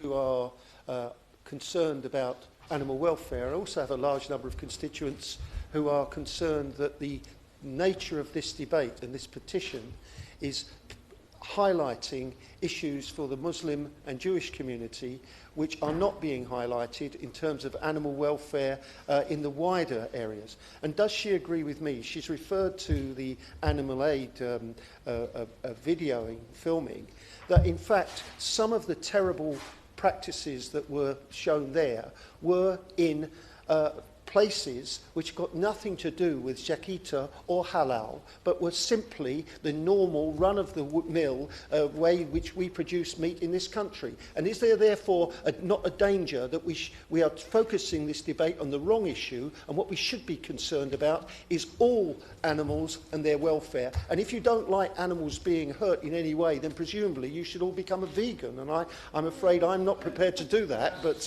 thank you. Interventions are meant to be short, concise, cogent, all of that. Thank you very much, Ms. Ellman. Thank you. I thank my honourable friend for his intervention, and I think he makes an extremely important point. Animal welfare is important. Animal welfare counts in the way that animals live as well as in the way they die. And this issue is not solely about methods of slaughter, it is about what is actually happening in individual slaughterhouses on a day-by-day basis. And I think his point is very important and shows a wider context in which this issue should be discussed. The kashrut does in fact enable observant Jewish people to be able to eat meat and poultry. But not all members of the Jewish community do observe the rules of kashrut, although most do. But for members of the Jewish community as a whole, enabling kashrut to take place in this country is recognised as a very important part of the Jewish way of life. And if such a practice was to be banned, that would be seen as an infringement of the civil rights of many members of the Jewish community, and I think would be a very, very sad day in terms of looking at the important aspect of having diverse communities within our society and recognising their individual contributions. But I'd just like to end by reiterating the statement I began with, that this is about animal welfare, it is about being humane. Judaism and kashrut is about humanity, it is about reducing pain, and the reasons that Jewish people, those who do observe it, follow kashrut, it is because they believe that that is the most humane, kindest way to deal with animals in this situation. David Jones. Thank you, Mr. Haslett. Can I welcome you to the chair? And I'm grateful for the opportunity of participating in this very important debate. As we've heard, it's attracted a great amount of attention. The E-petition upon which it was based has now attracted, according to my iPhone, over 116,000 signatories.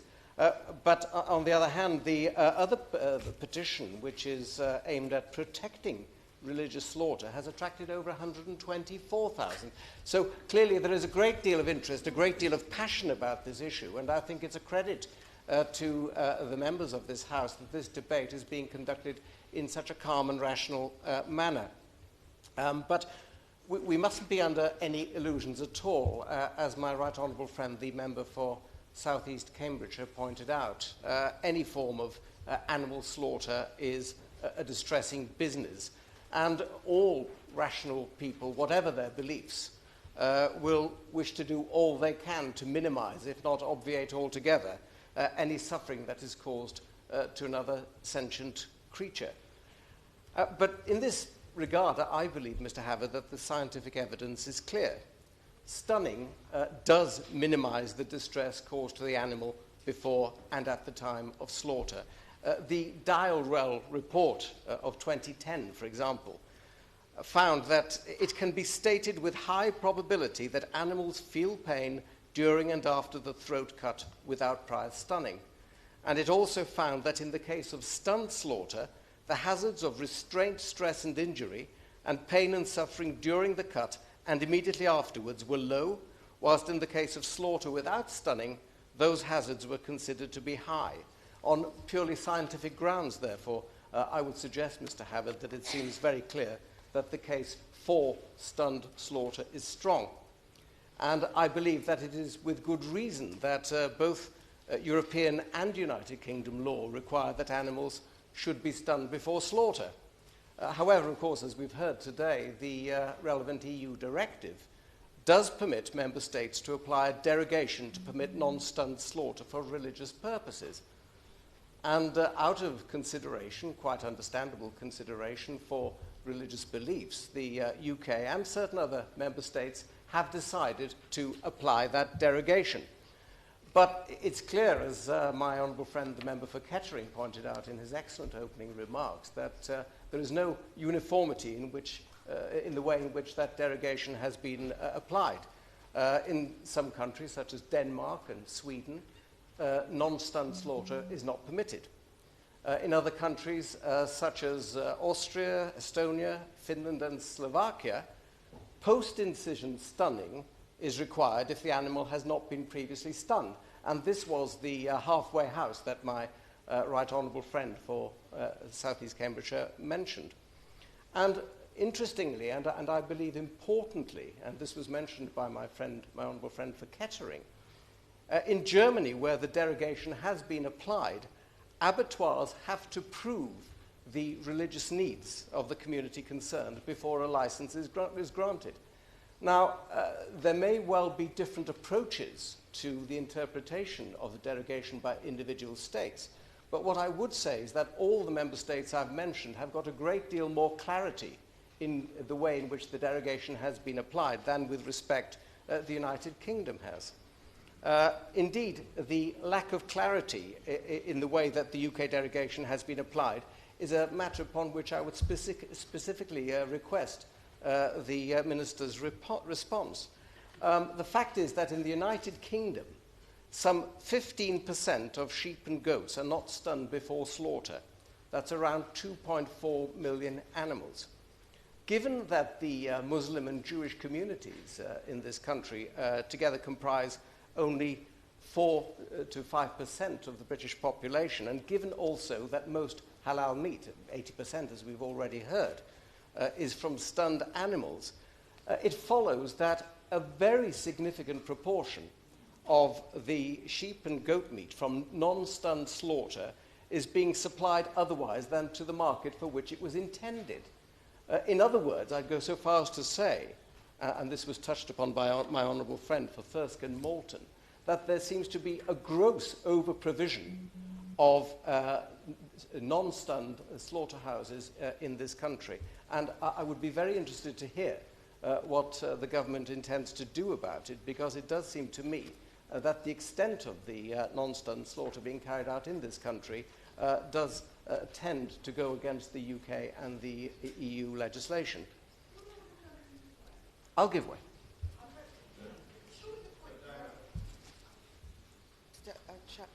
surely the point he raises is a point about labelling as opposed to the nature of the stunning itself. Well, not entirely, because it does seem to me that if more non-stun slaughter is being carried out in this country than is required for religious purposes, then there is an over-provision of non-stun slaughter. But the point she makes about labelling is absolutely right, and this is a point that I intend to go on to, because I believe that it's unacceptable that meat from non-stunned animals should be sold in this country without drawing it to the attention of potential consumers. And whilst we've heard suggestions today that the precise methods of non-stunned slaughter or stunned slaughter should be drawn to the attention of consumers, my own view is that stunned or non-stunned is a fairly clear and understandable starting point, at least, for labelling. And I believe that this would be widely welcomed. We've heard already that simply to label meat halal or kosher would be insufficient for all the reasons that have already been advanced. And it emerged last year that Pizza Express, the restaurant chain, had been serving halal-only chicken for some considerable time in its restaurants without drawing it to the attention of consumers. So it really goes beyond what is displayed in the butcher shop or on the supermarket shelves. It needs to go to the menus in restaurants. People need to have a clear choice as to what they're being offered to consume. So I believe that the issue of labelling should extend to restaurants also. I believe, just to summarise and to conclude, Mr. Havard, that we need to ensure that only the appropriate level of non-stunned meat is allowed to be sold in this country. And similarly, it is absolutely essential that consumers should know precisely what is being offered for sale before they buy it and before they put it on their family's plates.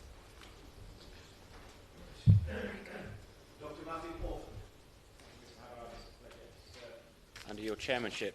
Indeed, it's a pleasure to follow both the Honourable Lady for Liverpool Riverside and the Honourable Lady for Birmingham Ladywood, who both, I think, very succinctly set out both the Jewish and indeed Muslim faith when it comes to regard to stunning and non-stunning of meat.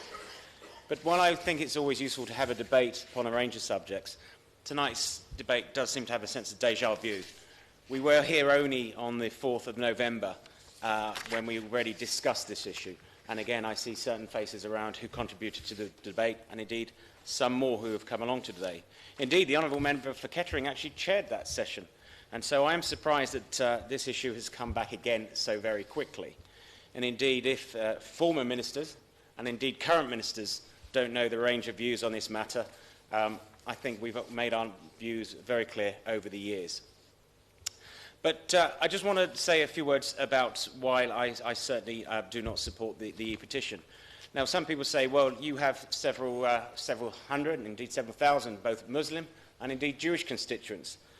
So I would argue, well, I'm representing their point of view. But secondly, and the reason I feel very much against stunning, indeed, is because of my own views about animal welfare. I've been a vegetarian for the last 32 years. And I can assure you I'm not squeamish about killing animals. I believe that the welfare of animals does require on occasions for animals to die. And I have, in the past, recent past, actually put animals out of their misery when I felt that their quality of life, particularly rabbits, has meant that someone had to do something about them. So I feel that I speak with some authority on animal welfare. And indeed, the Honourable Member for Ilford South mentioned in his last intervention on my Honourable friend for Finchley and Golders Green, that perhaps more people should go vegan or indeed vegetarian. But indeed, when the Honourable Lady for Bristol East mentions that each year that we should have a day in Parliament where people don't eat meat, sometimes I'm afraid she's ridiculed, and I think that's very wrong for people to do that. But in preparation for this speech, I looked at the amount of meat that is consumed, and we've already heard about the increase in numbers of a glut of meat upon the market. DEFRA has actually undertaken some consultation on the consumption habits of the British public, and they've looked at this for the last 20 years. And for the last year, for the figures are known, people consume about 190 grams of chicken each week. So you multiply that figure by 52, and that gives you a figure of about 9.8 kilograms, almost 10 kilos of chicken every year. Now, if broilers are slaughtered at 8 weeks, and then the average carcass weight is about 1.8 kilos, that means people are eating at least 6 chickens a year, or indeed some people are eating 6 chickens a year. But if you extrapolate those figures, you can come to the view that every year in the UK, approximately 2.6 million cattle, 10 million pigs, 14.5 million sheep and lambs, 80 million fish and 950 birds are slaughtered for human consumption. And I have to start asking, why are we consuming so much meat? But, and this is where I contradict some of my other colleagues here, shahita only accounts for 1% of that total that I've just read out. And it's incorrect to say that shahita enters the food chain. It does not. There are approximately 300,000 Jewish people in this country, and the amount of meat that is produced for them actually goes to the community itself. And in regards to food labelling, the Beth Din already label kosher meat. I'll give way to this. I'm grateful to my humble friend for giving way, but if all kosher meat, all shahita slaughtered meat is eaten by Jews, is he saying that they are eating the hindquarters? Because that is forbidden. So what happens to the hindquarters? I take your point about all parts. I don't know if they're discarded. I don't know if the former minister knows that. Well, the minister may say that, but he hasn't come forward with any evidence to actually convince me of that. Now, some people may argue that slaughter is humane. If it is, well, I have to the minister. Discussed this with shahita, that everybody acknowledges that the hindquarters are sold normally on the open market. Most of it would be conceded, goes to Smithfield to be sold, possibly to caterers. But shahita will also maintain that some of it goes to halal markets as well, who also require non-stun. Well, I apologise to the former minister because I have been corrected, and I can only say some of it may indeed go into the food chain, but not in the composition that was anticipated, meaning the whole carcass of an animal. So I think we're dancing on the head of a pin to say that some may go into the food chain. But I return to my point about what is humane slaughter. Now, some people say that it's humane slaughter if an animal is protected from unavoidable excitement, pain or suffering. And to do that, an animal has to be restrained and stunned, rendering it insensitive to pain and finally allowing it to bleed to death. I don't accept that. I have also been to an abattoir.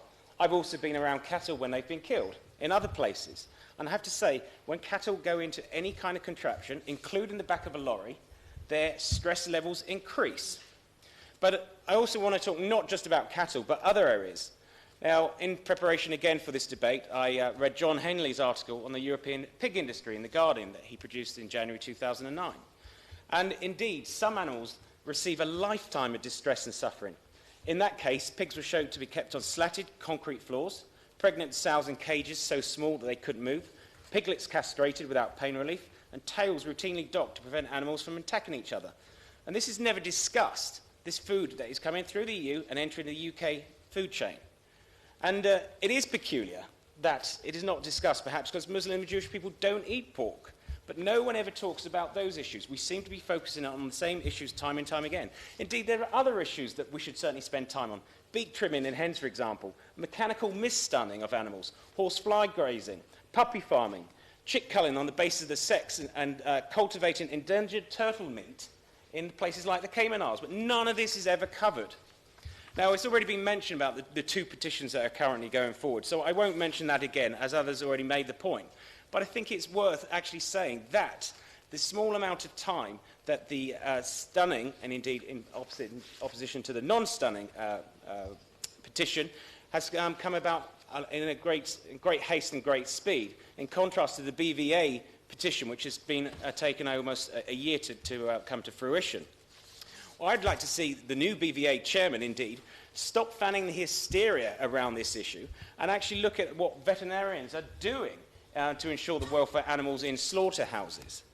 Now, I'm not going to talk about shahita particularly, because that has already been covered. But I do want to make the point of why some of these methods have come about.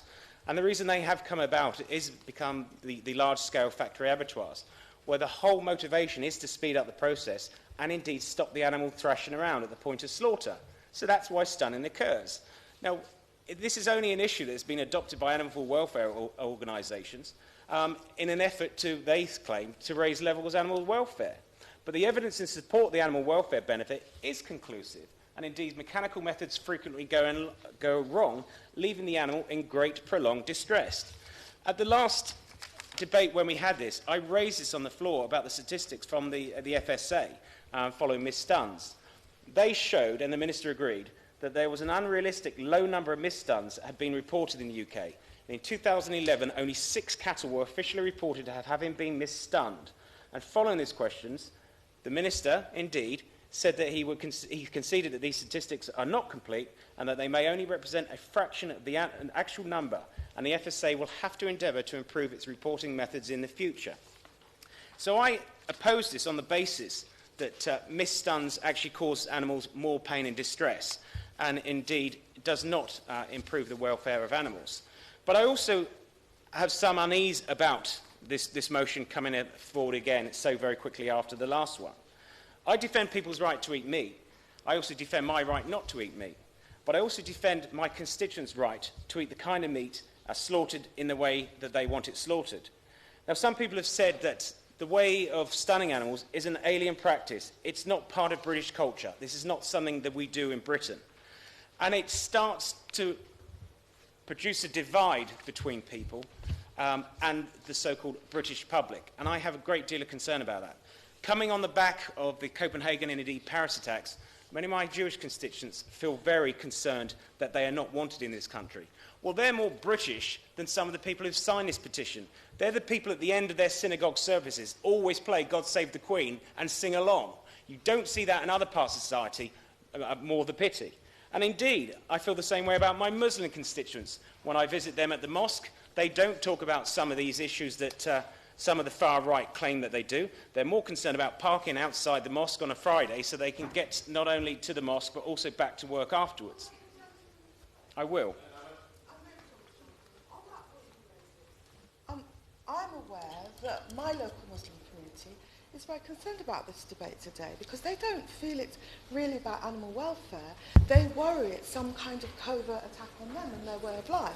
And I'm glad that so many of the speeches that we've heard today have actually confirmed that some of us at least, obviously animal welfare is important, but also communities' rights to slaughter meat in the way that they wish under the law is also important.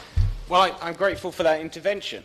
And I think it illustrates, as I said, that some of the concerns of people in different communities are not those as portrayed by far-right organisations, but are very much about more normal things, including not only how they feed their children, but also how they look after their children and how they live their daily lives.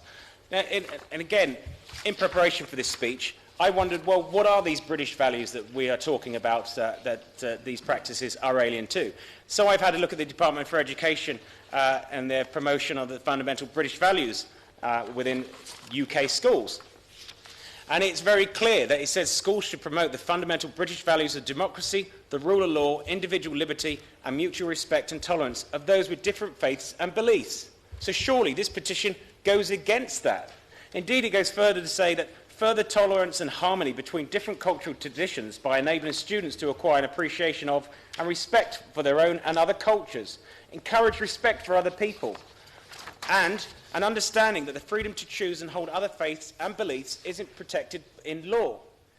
Now, I feel today's petition and motion goes against that, and that we're going down a route of where we're asking people to choose on the basis of a religion on what kind of food that they eat. As I mentioned, there is labelling that already exists to indicate if food is kosher, and indeed, I'm sure that the Muslim community can also introduce the same arrangements as well. But I feel very aggrieved on behalf of my constituents that once again we return to this issue, and many of my constituents do feel under attack as a result. I have, I know I have 4 members who wish to speak. Right. I want to try and start the wind-ups with the opposition front bench and the Minister a goodly time to reply to 1855 hours. So can I ask members to restrain themselves to sort of about 7 minutes or so that we can all get in. Mr. Parish. Thank you very much, Albert. And it's a great pleasure to take part in this debate. I'd like to thank the Honourable Member for Kettering for securing this debate. And can I say right at the beginning, I don't rise in this debate to talk about anything that's anti the Jewish community or the Muslim community. This is very much about animal welfare. And I think the Honourable Member for South East Cambridgeshire made the point very, very well, in as much that in the end, and the scientific and veterinary experience and the amount that's been done in New Zealand at looking at the methods of slaughter, you will find that there is no doubt that an animal that is stunned before slaughter actually feels less pain than one that is not stunned. And I think that is the issue. And I think if we could work with religious communities, we can actually find some compromises to make sure that animals are stunned at slaughter. And again, my honourable friend for South East Cambridgeshire made the point that there is a case very much for post-stunning, especially of large animals, because that is absolutely clear that an animal that, like a cow or a beef animal can take up to 4 or 5 minutes actually to die, and so therefore a post-stun would actually be relevant. It is also a case within the halal system that it is making sure that the animal can recover from a stun that actually makes the difference. So therefore, if you are using electric shock, is to make sure that that animal is rendered senseless when the cut is made, and then that animal can bleed and it does not feel the pain, but it could ultimately be recoverable, because that is why they accept that system. And don't forget, under a lot of halal systems, you're talking about 80 or 90% of the meat actually being stunned, and that is what we want to see happen, because I want to see more and more animals stunned. And the last honourable member, your constituency, sorry. Hendon. The Honourable Member for Hendon made very many sort of points in his speech, and one was that all the meat that was slaughtered under a Shakita system was actually being consumed by the Jewish community. That is very far from the point. It doesn't happen. All the hindquarters go into the general meat consumption, and so therefore labelling of those products would be quite essential, I believe, to happen. Also, I think you'll find, I'm right in saying, is if you actually go to Israel, you'll find, because there's fewer cattle slaughtered in Israel, you will find that much more of that animal is actually eaten by the Jewish community than is in this country. And so therefore there is an argument that whatever meat that is needed for the Jewish community, and I've done, through other committees, I have done quite a lot of work on this, and you'll find that the Jewish community will accept no stunning whatsoever. They are absolutely convinced that the way the knife is wielded does the stunning. Now, I do not believe that is the case, but that is the argument that is made. Well, if that is the argument that is made, then it should be absolutely clear that the amount of meat needed for the Jewish community should be the amount of meat slaughtered under the Shakita system. And that's where I would press the Minister, as the Honourable Member for Kettering made the point at the beginning, on the situation in Germany, where the Jewish community has to make quite clear the amount of meat that is needed for that community, and that is the amount of meat that is slaughtered. Because in this country, you'll find that not all the systems of the Shakita systems are actually done in a very slow method. Some slaughterhouses, you'll find that even the Shakita system is actually a relatively fast system. And you will find that perhaps when 2 or 3 animals are slaughtered without stunning, only one of those animals actually lands up in the system of Shakita, because the other 2 have passed through before the inspectors, the Jewish inspectors, have time to make sure that those animals are fit. Because it's not only about the method of slaughter, as my honourable friend probably knows, but it's also testing the lungs, it's testing part of the animal to make sure that that animal is healthy, not only from the method of slaughter, but that animal is healthy enough to go into the Shakita system. So there is quite a lot out there that I think we can tighten up on. I also think that there should be CCTV cameras in all slaughterhouses, with Shakita systems, with halal systems, and with the general system of slaughter with stunning. And if there is misstunning, then that should be put right. It's not an argument, and this has been made several times, and this is something I will refute entirely. It's not an argument about whether we should stun an animal or not stun an animal, and the fact that there has been some misstuns, so therefore we shouldn't stun animals, we do it all under a Shikita system. No, we should absolutely make sure that there is no misstunning in this country, and that is where I would really lay my colours firmly to the mast, because we have got to stamp out on any misstunning that takes place. And we've also got to make sure that animals have that stunning where we can possibly do it. And we also need to look at having a labelling system that will work. And I don't think we do, because I think if we start talking about a Shikita system or halal system, then we do actually then immediately make it into a religious issue. And we do not want to make it into a religious issue, nor should it be. And so therefore, if we are going to label, and the Honourable Member for South East Cornwall and Main said it will not probably be easy to police. But if we are to go down that route, we must very much go down the route of making sure that that label says stunned or non-stunned. That is absolutely clearly the issue. And I think if we can get that right, then I think we can make sure that the more... We've got to, I think, in this country and across Europe and across the world, if there are religious communities who believe that they cannot have any stunning of animals, then we must make sure that as few of animals as possible are slaughtered under that system, and make sure that meat goes into those communities. And I'm not against them having their religious rights, but I think the idea that we're having extra animals than necessary slaughtered without stunning is wrong. I think we need to sort this out. And again, repeat, I think we've got to have these cameras in slaughterhouses to make sure the systems are carried out properly.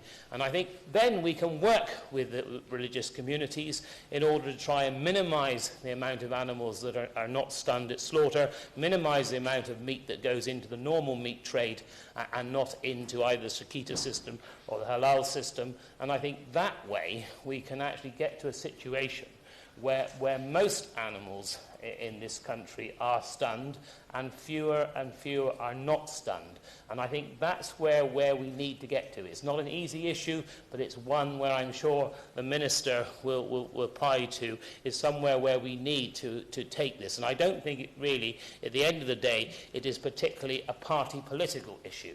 It is very much one about what is right for animal welfare. Thank you very much. Very helpful. Thank you very much. Diane Abbott. Thank you very much, Mr. Chairman. I've listened with great interest to this debate, and to some of... In particular, I listened to the members from Cambridgeshire. And I'm here to speak not to the technicalities or the detail, but to speak about how this is seen by communities. I represent Hackney. Hackney is one of the traditional centres of the Jewish community. We have the oldest synagogue in the country in Brent House Road. And we also have, a little more recently, a very large Muslim community. And they are both quite anxious about this debate. Now, my Jewish community, my Muslim community are very civic-minded.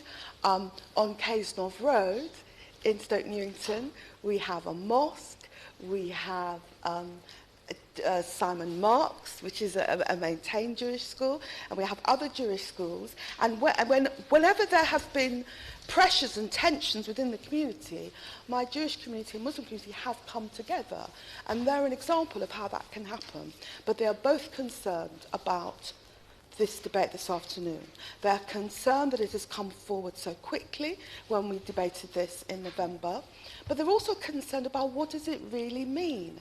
And they're worried that it's not really an issue about animal welfare. Because, of course, people of all faiths and none are concerned about animal welfare.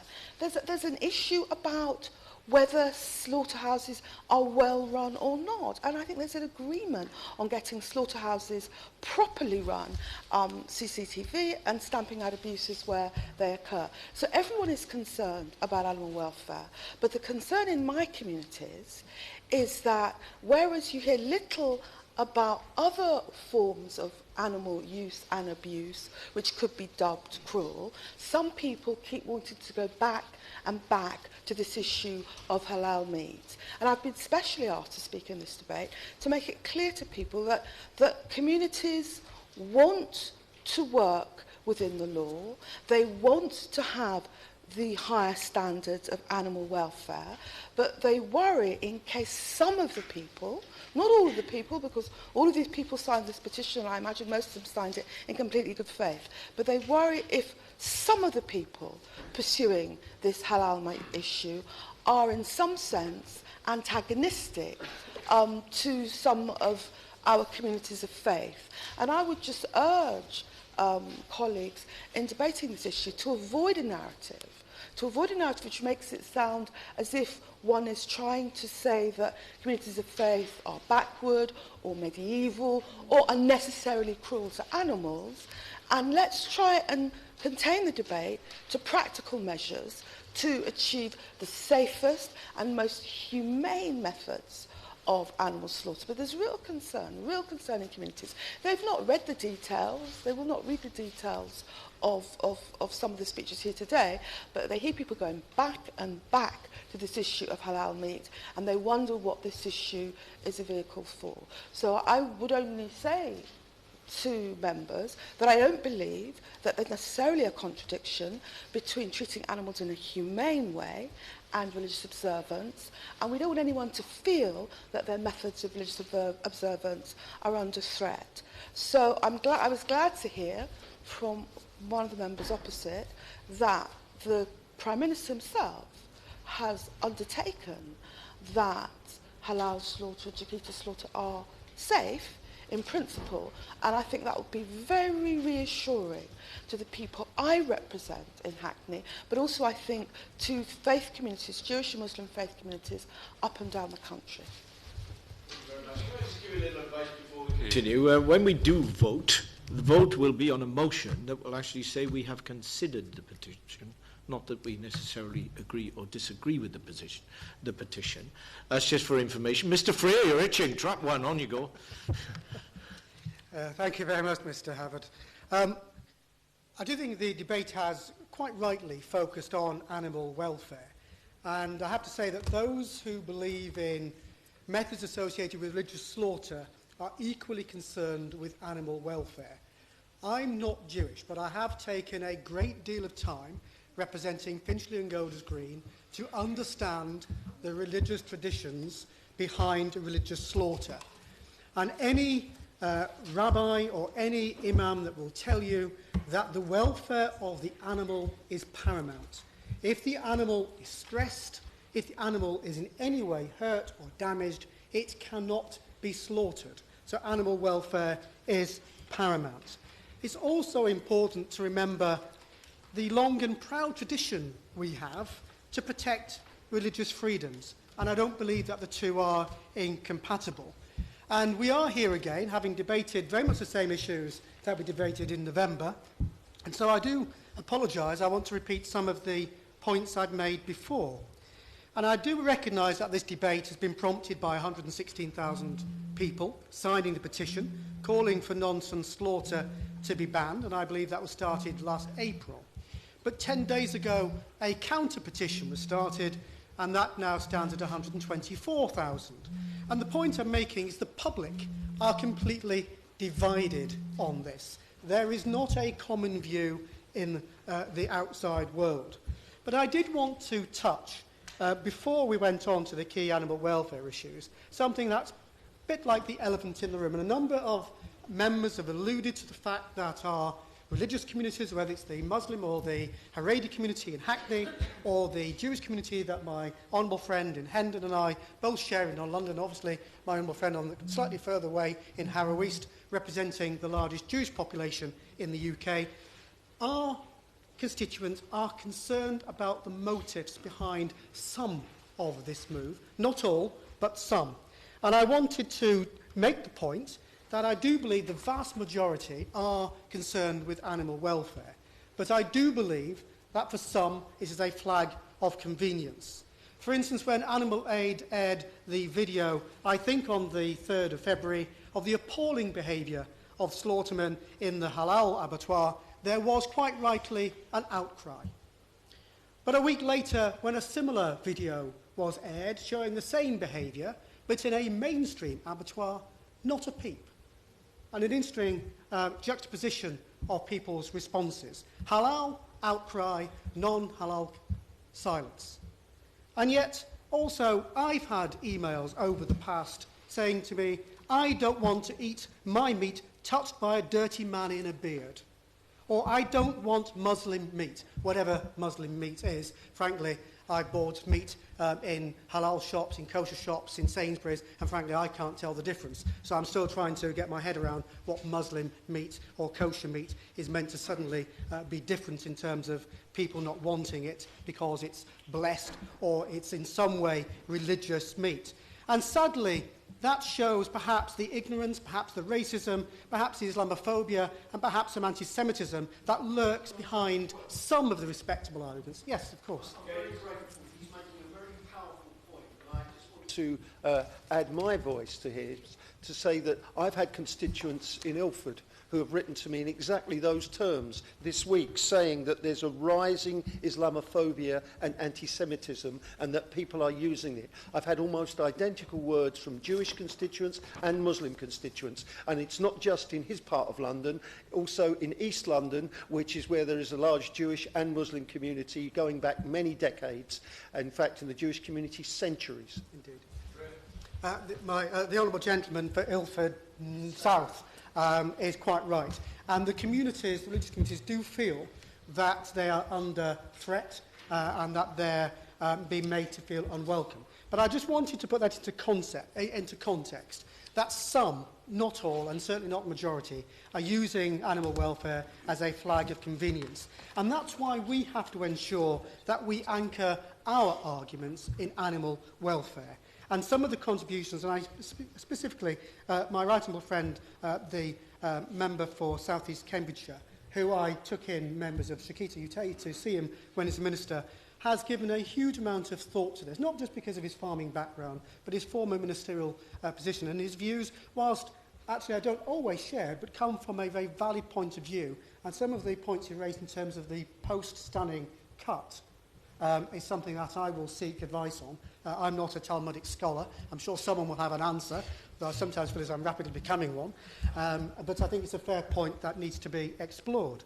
But before I looked at this issue, I thought I'd go and see for myself. And I'm surprised actually to find a number of colleagues have been to an abattoir. Certainly I went so I could see what went on. And I have to tell you, it is not a pleasant experience. You either come back firmly a vegan, or you simply have to deal with the fact that there is no such thing as a good death if you are the cow. And certainly, from what I saw, and I'm a layman, and I certainly don't have the experience as my right honourable friend for South East Cambridgeshire has, and I certainly don't have the experience of the experts. But as a layman, as my honourable friend for Watford said when he saw it, from a layman's point of view, I saw the shock tim operate, and I saw the bolt through the head. And let's put it bluntly, there is no such thing as a warm, cuddly abattoir. If you are a cow or a lamb, you are being slaughtered. You either have a quick slice across the neck, or you have a bolt fired at pressure through your skull. There is no nice way of dressing it up. But from what I saw, I could not simply see the difference between the two.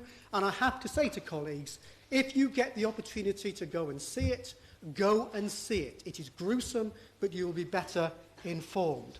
Now, I have to say that it's important to suggest, and I know the right honourable friend for South East Cambridgeshire said the training of slaughtermen, non-religious slaughtermen, is rigorous. But I have to say it is not as rigorous as the shock tim. My understanding is the shock tim go through examinations. There's at least 3 years of training before they are able to use the surgical blade. And I have to say, it sounds slightly frivolous, but if the shock tim is driving to the abattoir and is involved in a row with somebody, they are not allowed to practice. Not only does the animal have to be calm, centred and unharmed, the shock tim has to be peaceful and calm as well. A great deal of time and effort is put into ensuring that the process is as humane as possible. And if I could, and I'll try and wrap up, Mr. Harvard, I know we're running out of time, labelling. It's a fair point, but to label stunned and non-stunned is simplistic. If you are going to be talking about animal welfare, then you have to say, this was stunned, this was gassed, this was electrified, this was bolt through the head. Oh, and by the way, this one had 2 times, 3 bolts before we got it right. If you want to inform on animal welfare grounds, then inform. Because the danger is that all you label is kosher or halal, stunned or non-stunned, then it makes it about religion and not about animal welfare. And I have to say to my honourable friend for Tiverton and Honiton, who's not in his place, when he said that the scientific evidence said that non-stunned animals suffered more pain. Well, that's actually in contradiction to his very own report of the All-Party Group of Beef and Lamb of November last year, which said the evidence about the pain suffered through a bolt, through the head, or through religious slaughter is inconclusive. And I have to say that my final 2 comments, Mr. Chairman, is 1% of the food chain is non-stunned. And we seem to be obsessing with that 1%, rather than obsessing about the poor practices that have been illustrated in the 99% of our slaughter. And my final comment, Mr. Chairman, is that all-party group report into beef and lamb said, it is to the benefit and pride of the United Kingdom that religious freedoms allow communities to eat meat prepared in accordance with their religion. And my view is that has been the consistent view of this House, and once again, I say we should leave it alone. Now is I'll take Mr. Blackman to speak, and then we'll have the 2 front benches, and I'll give Mr. Hollobone some time at the end to wind up. Mr. Blackman. Thank you, Mr. Havard, and it's a pleasure to serve under your chairmanship. And I believe that this debate has actually demonstrated the power of e-petitions to generate a calm and sensible and rational debate on the issues that the petitioners have wished to raise with us. I start from the principle of actually looking at the definition of stunning, because I don't think that's actually been referred to during the debate. And the EU definition is that any intentionally induced process which causes loss of consciousness and sensibility without pain, including any process resulting in instantaneous death by causing immediate cerebral perfusion. That's the starting point that I have. And I think the debate has centred very largely on the difference between the religious manners of slaughtering cattle, sheep and other animals, and the supposed stunning version. However, what should be clear is that in terms of animal welfare, it has already been alluded to, both in the Jewish religion and in the Muslim religion, the welfare of the animal being slaughtered is paramount to start with.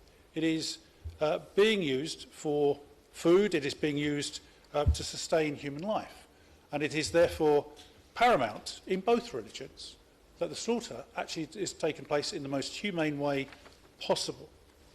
Now, I've made on an intervention a point here which I think is quite important in the process. The process of Chiquita's slaughter requires a fully trained, as my honourable friend from Finchley and Golders Green has alluded to, a fully trained individual to slice through the neck and the carotid arteries of the cattle being slaughtered at one stroke. At one stroke. Not a series of strokes, not a particular way of doing this. This is quite clear, which is a particular skill and ability which I've personally seen and witnessed. It also, of course, then renders the animal unconscious and effectively removes the pain from the animal through the cerebral link. Therefore, that is an instantaneous means of rendering the animal, therefore not to suffer pain. I would argue that there will be pain suffered by the animal, whether it's a bolt by being electrified, however it is going to take place, the animal will suffer pain. But it is in that process. So therefore, I would argue very strongly that both the Shikita method and equally the halal method, if used properly, actually is a humane way and is a process of stunning the animal to start with. So I think the point is that there has been no scientific evidence in a laboratory environment to demonstrate whether one method of stunning is more humane than another. However, leading scientists and academics actually regard the process of Shikita and halal slaughter as being at least as humane, if not more preferable, than the current forms of stunning that are used in abattoirs up and down the country. So I think the clear issue is there. I think the principle on CCTV, I think there is an absolute duty that CCTV should be introduced into every single abattoir in the country. And therefore, I think it's a process that then we can all see, and there will be evidence to demonstrate that the slaughter has taken place in an effective and humane way possible. Equally, I think the clear point is that on labelling has been mentioned in several honourable members' speeches, that a simplistic way of just labelling food as having been stunned or non-stunned is not appropriate. It should quite clearly be the process that has taken place. And in fact, if meat is regarded as being kosher, halal, or any other means, then fine. I don't believe that there's a problem in that sort of labelling. I think accepting a principle of meat having prepared through stunning or non-stunning arrangements would not be appropriate, particularly given the contention by the Shikita community and also the halal community that their means of stunning is at least as humane as other conventional methods. So I think the clear view would be that were there to be labelling introduced in such a way, this would be directly discriminatory against both the Jewish community and the Muslim community. And I don't think that's acceptable at all. Now, these debates, generally speaking, obviously will take place as a means of formulating policy and getting answers from the government and indeed from the opposition as to their views on this thing. So I would welcome a clear statement from both the opposition and the government that there will be no change to the principles of allowing both Shikita and halal meat to be prepared in exactly the way it is at the moment, and that slaughter will be allowed in exactly the same way as it has done for many hundreds of years. Equally, we will, in the summer, there will be a comprehensive food labelling report, we believe, coming from the European Commission. Now, clearly there will be a position then where the government of the day will have to make a decision. And I would welcome a view from both the opposition and the government on saying what they would do were they to form the next government about that particular report. I think that's an important process. Lastly, Mr. Howard, as I realise that time is pressing, I think it's quite clear that the regulations that apply on particular to Shikita, I'll just repeat them because I think they are important. The animal's throat must be cut by one rapid, uninterrupted movement of the knife. Both the carotid arteries and both jugular veins must be severed, and the knife used to slaughter the animal must be inspected before each animal is slaughtered to make sure it is sufficient size and sharpness to slaughter that animal and render it deceased immediately. Now, it's quite clear that under the existing legislation, both the Welfare of Animals, Slaughter of Killing Amendments Regulations 1999, it provides that such religious slaughter can only take place in a licensed slaughterhouse. And that's been the case since March 1999. And it's quite clear that the European Council regulations require stunning before slaughter, but allow member states to exempt such slaughter. But the member states can impose stricter rules if they so wish. So I would invite both the opposition and the government to state their position on whether they will continue with these derogations, because I think this is an important signal to the community. And I share the view of many honourable members that have spoken in this debate that there is a growing feeling of anti-Semitism, a growing feeling of Islamophobia in this country. The attitudes of the public have given rise to great concern, particularly amongst the Jewish community. And I think those concerns must be treated appropriately. I have received many, many emails before coming to this debate where people, my constituents, believe that this is a direct attack and threat on their way of life. And I think we need to send very strong signals to say they're British, they deserve to be treated appropriately, and their way of life must be respected. If we could share the time, about a quarter of an hour each, with the front benches, that would help me. It may drift a little, so I can give Mr Hollobone a few minutes at the end. Thank you. Mr Hurankar-Davies. Thank you, Mr Harvard. Can I first begin by saying this has been an excellent debate already, and congratulate the Honourable Member for Kettering for introducing this debate and for a very calm and reasoned approach he took to introducing the subject matter, but also all those others who've taken part by substantive speeches and also many by interventions as well.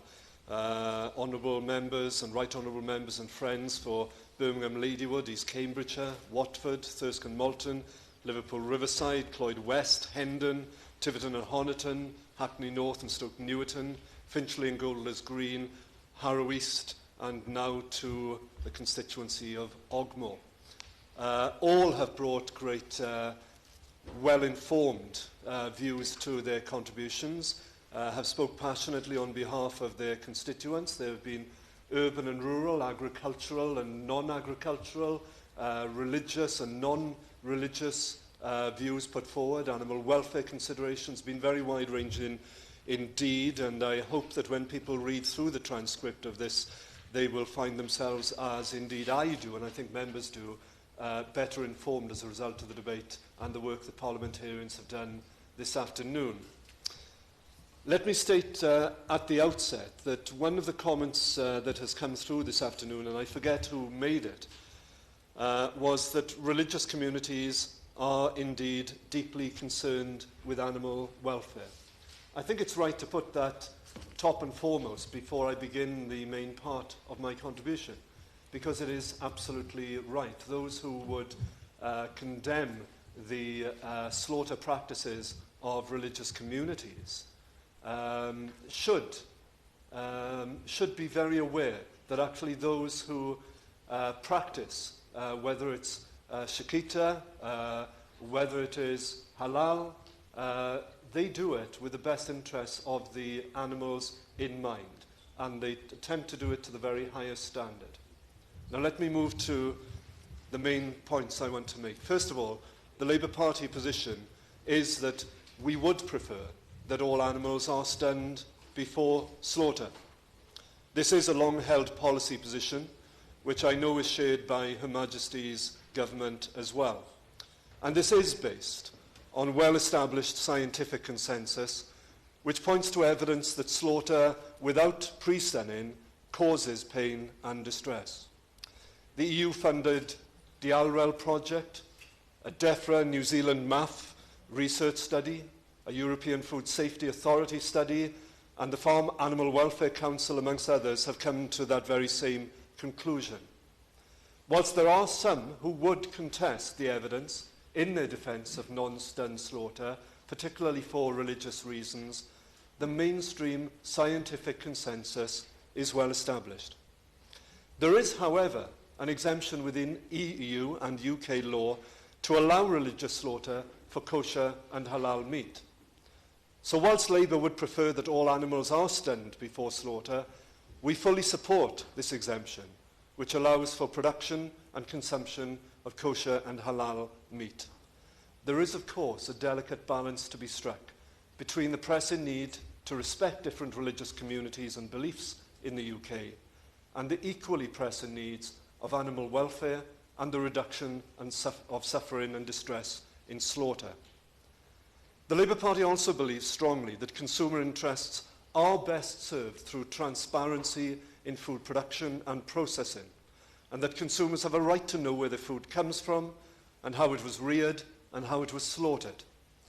We believe that labelling of different methods of slaughter, of stunned and non-stunned slaughter, has merit, but that this is best debated and best agreed at an EU level to ensure a consistent and clear approach across all EU member states.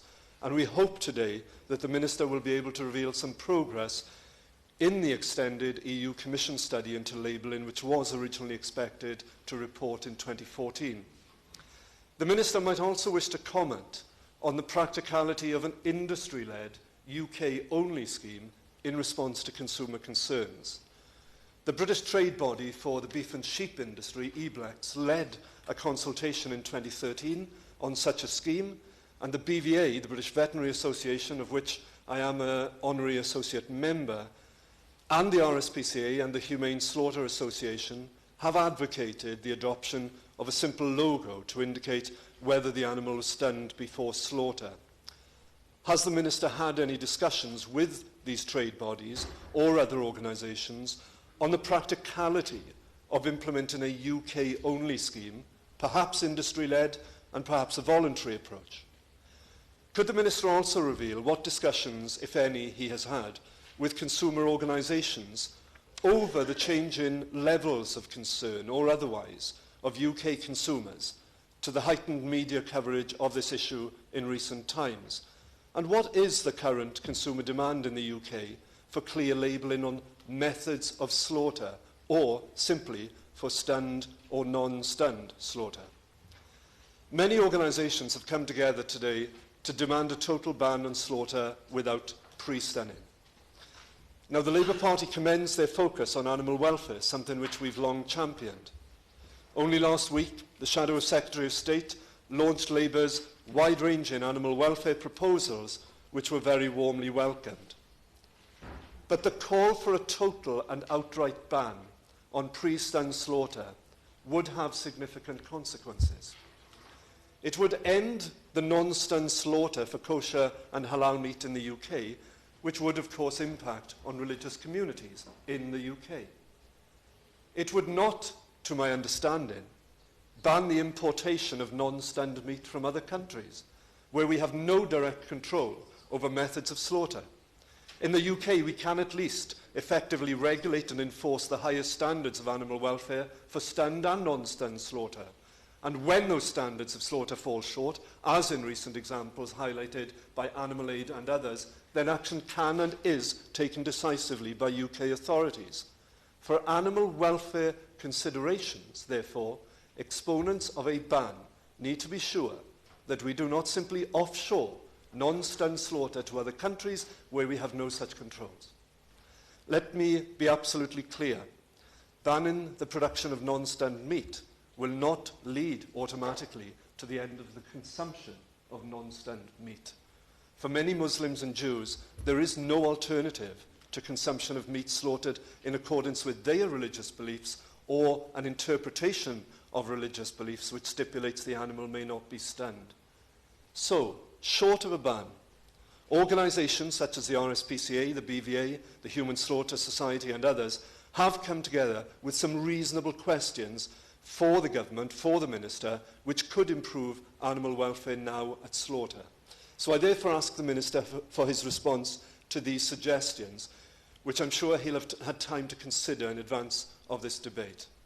Firstly, what consideration has the government given to the German approach, which places a requirement on abattoirs to demonstrate the religious needs and the demand, and to more precisely, therefore, define the numbers to be slaughtered for the demand of that religious community as a condition of being granted a licence for non-stunned slaughter?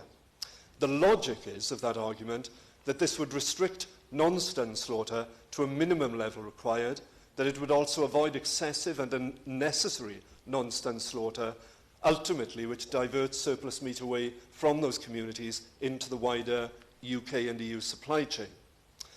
What discussions has the Minister had on greater use of post-cut stunning to reduce animals' distress and suffering with our Muslim and Jewish community leaders and organisations in the UK? And does he see, as members have said today, some scope for progress on this? Post-cut stunning would be a significant step forward on animal welfare. And whilst countries such as Finland, Estonia, Austria, Slovakia and Australia have made this mandatory, we would want to see our religious communities in the UK work with government to do this without mandation, if at all possible. So Labour will continue to speak up for animal welfare and for consumer rights, whilst also respecting the religious communities of this country. There is work to be done by government, but also by and with organisations concerned with animal welfare and those religious communities affected and who are also hugely concerned with animal welfare.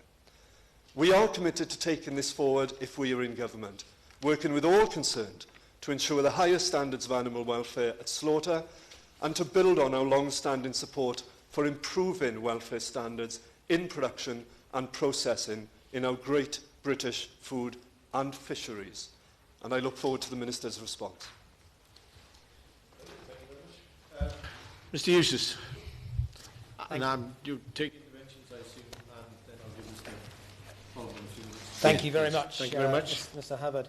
And I'd like to begin by congratulating all those members of the public who've signed this particular petition and for getting past the threshold of 100,000 and securing this debate today. And I know there have been a number of comments from honourable members of all parties expressing some frustration that we debated this as recently as November. But let me be clear, I've always been of the view that debate never does harm to a democracy like ours. As I shall point out in my speech, this issue has been debated in Parliament since 1875, and if reports of another petition that's also gone over 100,000 are to be believed, we will no doubt be discussing the issue again, perhaps even before the next general election. But, you know, the reason for that is that this is an important issue. It's important to the public. And I agree with the Honourable Member for Kettering that this new procedure that's been put in place that enables members of the public to force debate on issues that are important to them is a good one, a healthy one for our democracy, so we should embrace it and support it. Now, I also remember that the Honourable Gentleman for Kettering chaired the last debate that we had in this very room back in November, where I dealt with many of these issues, and he may recall there that I set out some of the historical context to this issue. And given that some of the honourable members here today weren't at that debate, it might be useful if I were to simply briefly summarise some of that again.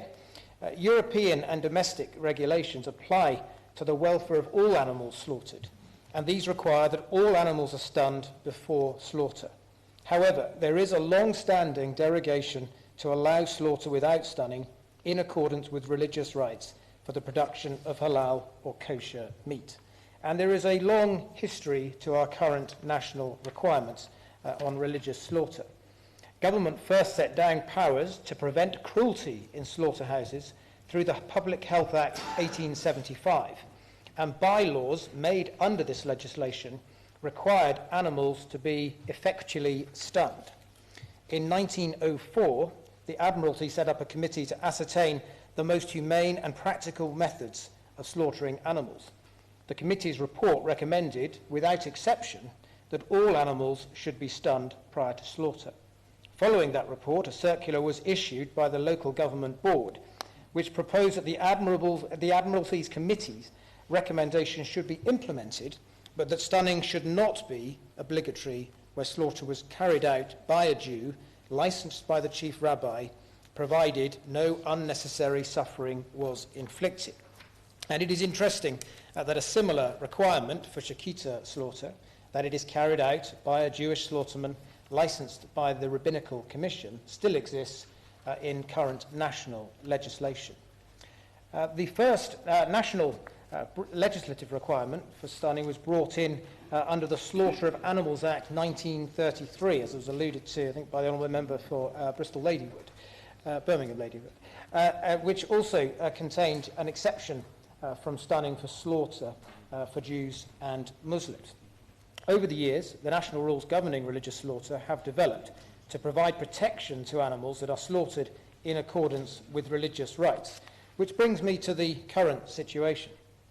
Our existing national rules on religious slaughter, which are currently set out in Schedule 12 of the Welfare of Animals, Slaughter and Killing Regulations in 1995, do provide greater protection than those contained in the European regulation. For example, there are requirements in terms of how cattle can be restrained, where we require bovines to be restrained only in pens that meet the requirements set down in the regulations. These pens must be of suitable size and design, including a suitable head restraint and a means of support which will take the weight of the animal during and following slaughter, that is, a belly support. There is a rigorous approval procedure which all pens must go through before this approval is given.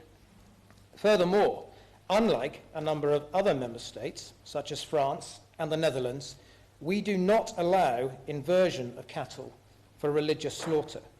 This ban followed the 1985 report of the Farm Animal Welfare Council, as it was then called, which recommended that inversions should be banned, and the reasons it gave were the terror and discomfort which can ensue from the inversion of cattle in the rotary pen.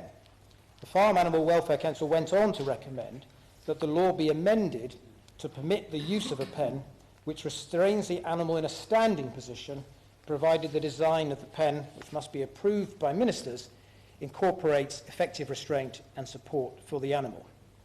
Other recommendations that came from that important 1985 Falk report have been part of our national rules for some 25 years now.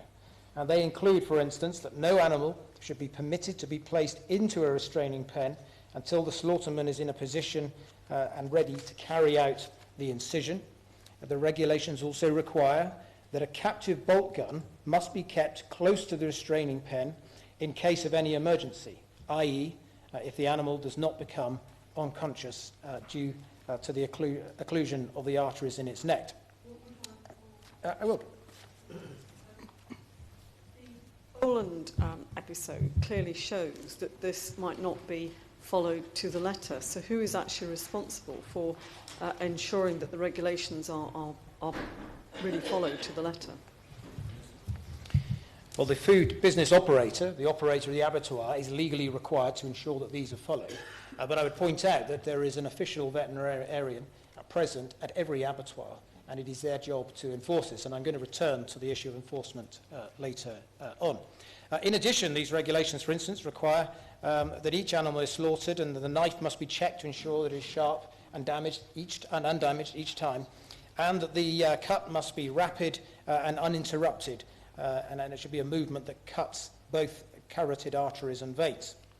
Now, other national rules concern the so-called standstill times for cattle, sheep and goats, whereby the animal cannot be moved following the neck cut until the animal is either unconscious and at least 30 seconds have passed in the case of both bovines, or that the animal is unconscious and at least 20 seconds have passed in the case of sheep and goats.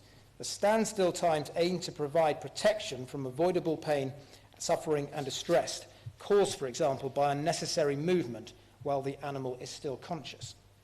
Now, while there are no standstill rules as such for poultry, there are still a number of national rules which aim to minimize pain, suffering and distress. For poultry, following the neck cut, no further dressing procedure can be carried out on the bird until it is unconscious, and at least 2 minutes have elapsed in the case of turkeys or geese, and 90 seconds for all other birds.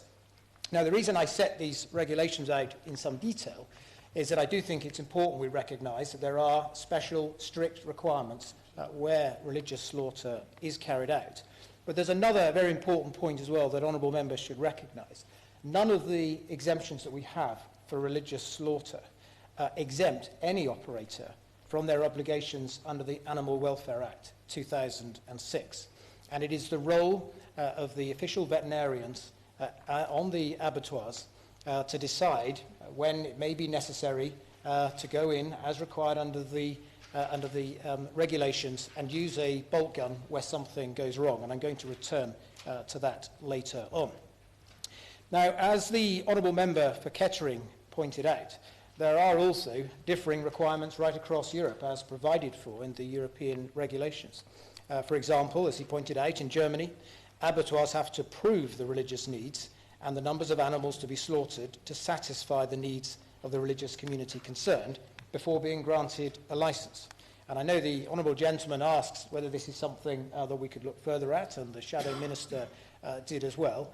I think this is an interesting area, and it is something that, following this debate, given the apparent support from honourable members, it is something that I'd be willing to look at.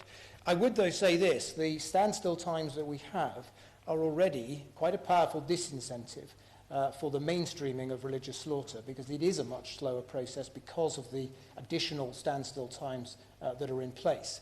And so it's not really in the interests of any abattoir to be conducting religious slaughter in accordance with the regulations unless it was for a specific need.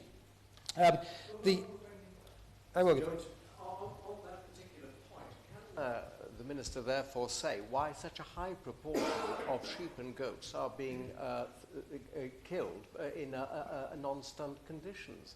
15%, as we've heard, whereas the Jewish and Muslim population of this country is only something in the region of 5%. Well, I'm not sure. I'll have to check those particular figures. We know, for instance, that around 73% of all halal meat slaughtered is already stunned before it's slaughtered. And as many honourable members pointed out, the amount of kosher meat on the market is actually a very small proportion. But look, it is an interesting area. It is something that I've considered. It is something I've looked at. I don't think it gets away from the broader dilemma of this debate, but it's nevertheless something that's worthy of further consideration. In the Netherlands, it should also be recognised that all animals must be stunned if they've not lost consciousness within 40 seconds of the cut. In France, there must be a post-cut stun if cattle are still conscious after 90 seconds. Other countries, notably Finland, Austria, Estonia and Slovakia, go further in requiring immediate post-cut stunning, while Denmark requires post-cut stunning in bovines only. Now, further afield, as a number of honourable members have pointed out, under Australian law, stunning at slaughter is required, but there is an option for a state or meat inspection authority to provide an exemption and approve for ritual slaughter and abattoir without prior stunning for the domestic market. But post-cut stunning is still a requirement for these animals. I want to move on to some of the other points that honourable members have raised in the debate, since we've got plenty of time. First of all, the honourable member for Cambridgeshire South East, one of my predecessors in this role, and I know, having discussed this issue with him, it is something that he's looked at. I can tell him I've looked at it in equal detail ever since. And if I might tell him, finding a consensus among the various parties concerned is no easier than it ever was. However, I did want to pick up on a few issues that he highlighted. First of all, he described a situation in an abattoir where several sheep were in a V restrainer conveyor simultaneously. What I can tell him is that would be a breach of the existing regulations. There should never be more than one sheep in a sheep restrainer for the purposes of religious slaughter, because, as I pointed out earlier, the requirement's very clear that they cannot go into the slaughter pen. In this case, it's the V restrainer until they are ready to be slaughtered. And I think this is very important because sheep have a natural tendency to want to flock, and putting them in a restrainer where they're held firm while you've got these standstill times and other sheep taking 15 or 20 seconds ahead of them is not right, and that is a breach of the existing regulations.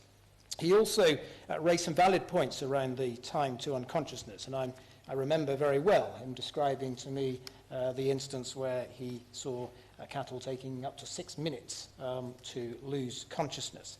And, you know, there are various ranges that I hear in terms of the time to loss of consciousness. There's a consensus that when it comes to chickens, they are normally unconscious within 15 to 20 seconds.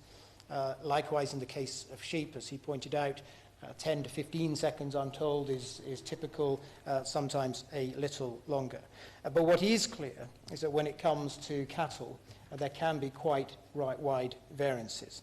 I know that he says he witnessed them taking between 4 and 6 minutes to lose consciousness. When I've discussed this with our own veterinary advisors, some of whom have worked as OVs in abattoirs, they tell me that what's more typical is that after around 40 seconds, the animal will collapse and go off its legs and be supported by the restraining pen, and that it'll typically then lose consciousness after around 1 minute 20.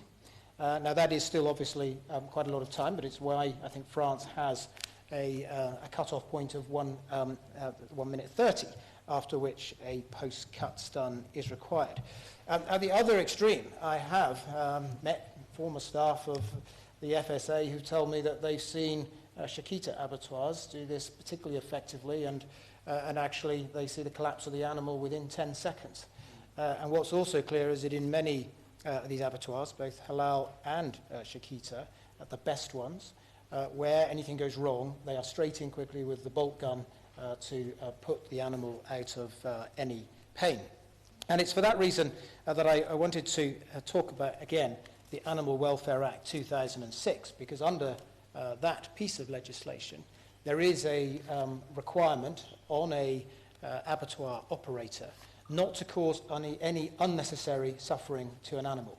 And I think where something goes wrong, where it takes up to 5 or 6 minutes for it to lose consciousness, I would say that in that case there would be a clear rationale for an official veterinarian to be intervening earlier to say that something had gone wrong, and that, as required under the regulations, the animal should be dispatched with a bolt gun. And so further to the fact that I've never really been able to get a clear answer about exactly how long it does take for bovines in particular to lose consciousness, some months ago I did ask our Deputy Chief Veterinary Officer to conduct a piece of work with the FSA to look at this afresh and just look to see whether we can, without changing any laws, ensure that we've got some consistent application of the existing laws that we have, and a consistent understanding of when it's appropriate for an OV to require that post-cut shot to be taken.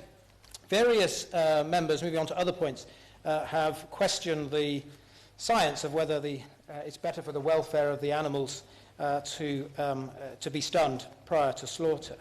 And I think, in particular, the Honourable Member for Golders Green and Finchley made, I think, a good point here, which I will concede, and that is, in their day, in the time when halal and kosher was designed, it was very much about respect for the animal, sparing the animal any unnecessary pain. So the genesis of both halal and kosher was actually about animal welfare, albeit some time ago. And I also completely accept that you can have good and bad abattoirs, some of which, it may be conventional abattoirs, but also mistreat the animals. So there, I completely recognise that point, that there are big differences. And the only thing that I would say, and this is where there is a strong cross-party consensus, is that we have to look at the scientific evidence that we've got. And the argument that says that the cut itself is equivalent to a stun isn't, I'm afraid, something that's borne out by the scientific evidence. As the Shadow Minister pointed out, we had the Farm Animal Welfare Committee report in 2003, which concluded that non-stun slaughter could cause distress and suffering. We had the European Food Safety Authority report in 2004, which also concluded that it was preferable to have stunning of all animals. There was the EU DIREL report in 2009, which reached the same conclusion, and they actually looked at neurological surveys of animals that were actually being slaughtered to establish scientifically whether or not they were experiencing pain. And more recently, there's also been work from New Zealand which has confirmed the same. So I think it's important that we recognise the basis on which this exemption exists. It is not because we think somehow religious slaughter, be it halal or Chiquita, is a more humane way to slaughter animals than what mainstream abattoirs do today. It is because we respect the religious rights of those communities and we have accommodated them in these long-standing derogations that we have in place. I wanted to move on to the point of CCTV that the Honourable Member for Thirsk and Moulton raised. And we've just recently had a report from the Farm Animal Welfare Committee on this. It stops short of saying there should be compulsory use of CCTV in slaughterhouses. We should also recognise that the instance in her constituency where concerns were raised actually did have CCTV, so it's no panacea on its own. But what the Falk report does conclude is there are many advantages that come with CCTV, and it can also help business managers to manage their operation. For instance, it can reveal lameness in sheep in the lairage pens that you wouldn't otherwise detect. And if done correctly, used correctly, CCTV can be a very useful tool to help business managers ensure that they are compliant with the regulation and also manage their business operations. She also mentioned the issue of enforcement, and I'm going to come to that finally, but labelling was the other issue that a number of honourable members have raised, and I wanted to deal with that. There is an EU Commission working group. The Shadow Minister asked about the timing of that. I'm afraid it is one of those EU reports that has been delayed and delayed and delayed. We initially expected it last summer, and then we expected it in the new year. The latest update that I had is it is still some months away, which I think reflects the fact that this is indeed a difficult issue to get right. But let me just give some general pointers on this. Firstly, there is a very clear legal definition, both in our own law and in European law, about what stunned means for the purposes of abattoirs. And it is rendering an animal insensitive to pain instantly or almost instantly. So I think that we can be clear that you could have stunned or unstunned as a labelling. The Honourable Member for Cambridge South East makes a very good point about the inability to enforce this sometimes. It wouldn't be easy. It obviously wouldn't necessarily protect all of those people who maybe were buying their food from catering establishments either. There are difficulties in labelling just halal or kosher. As a number of honourable members have pointed out, not all parts of the carcass are deemed kosher, even though they can be slaughtered by kosher methods. And there is no single uniform interpretation of what halal means. Different imams have different interpretations of the rules. So we await the report from the European Commission. I have heard it said that you could do some labelling that said just unstunned, for instance, where it was unstunned. But it's again, it's not an easy part, as many other parts are not either. I will give way briefly, then I'm going to conclude. But is the Minister going to comment on the point which concerns my constituents, that some of the push against halal and shikita, for some of those people, animal welfare is merely a flag of convenience? That's what concerns constituents. They're very happy to make slaughter safer and more humane, but they're worried at the motivation of some of the people pushing this issue, and who keep coming back to this issue.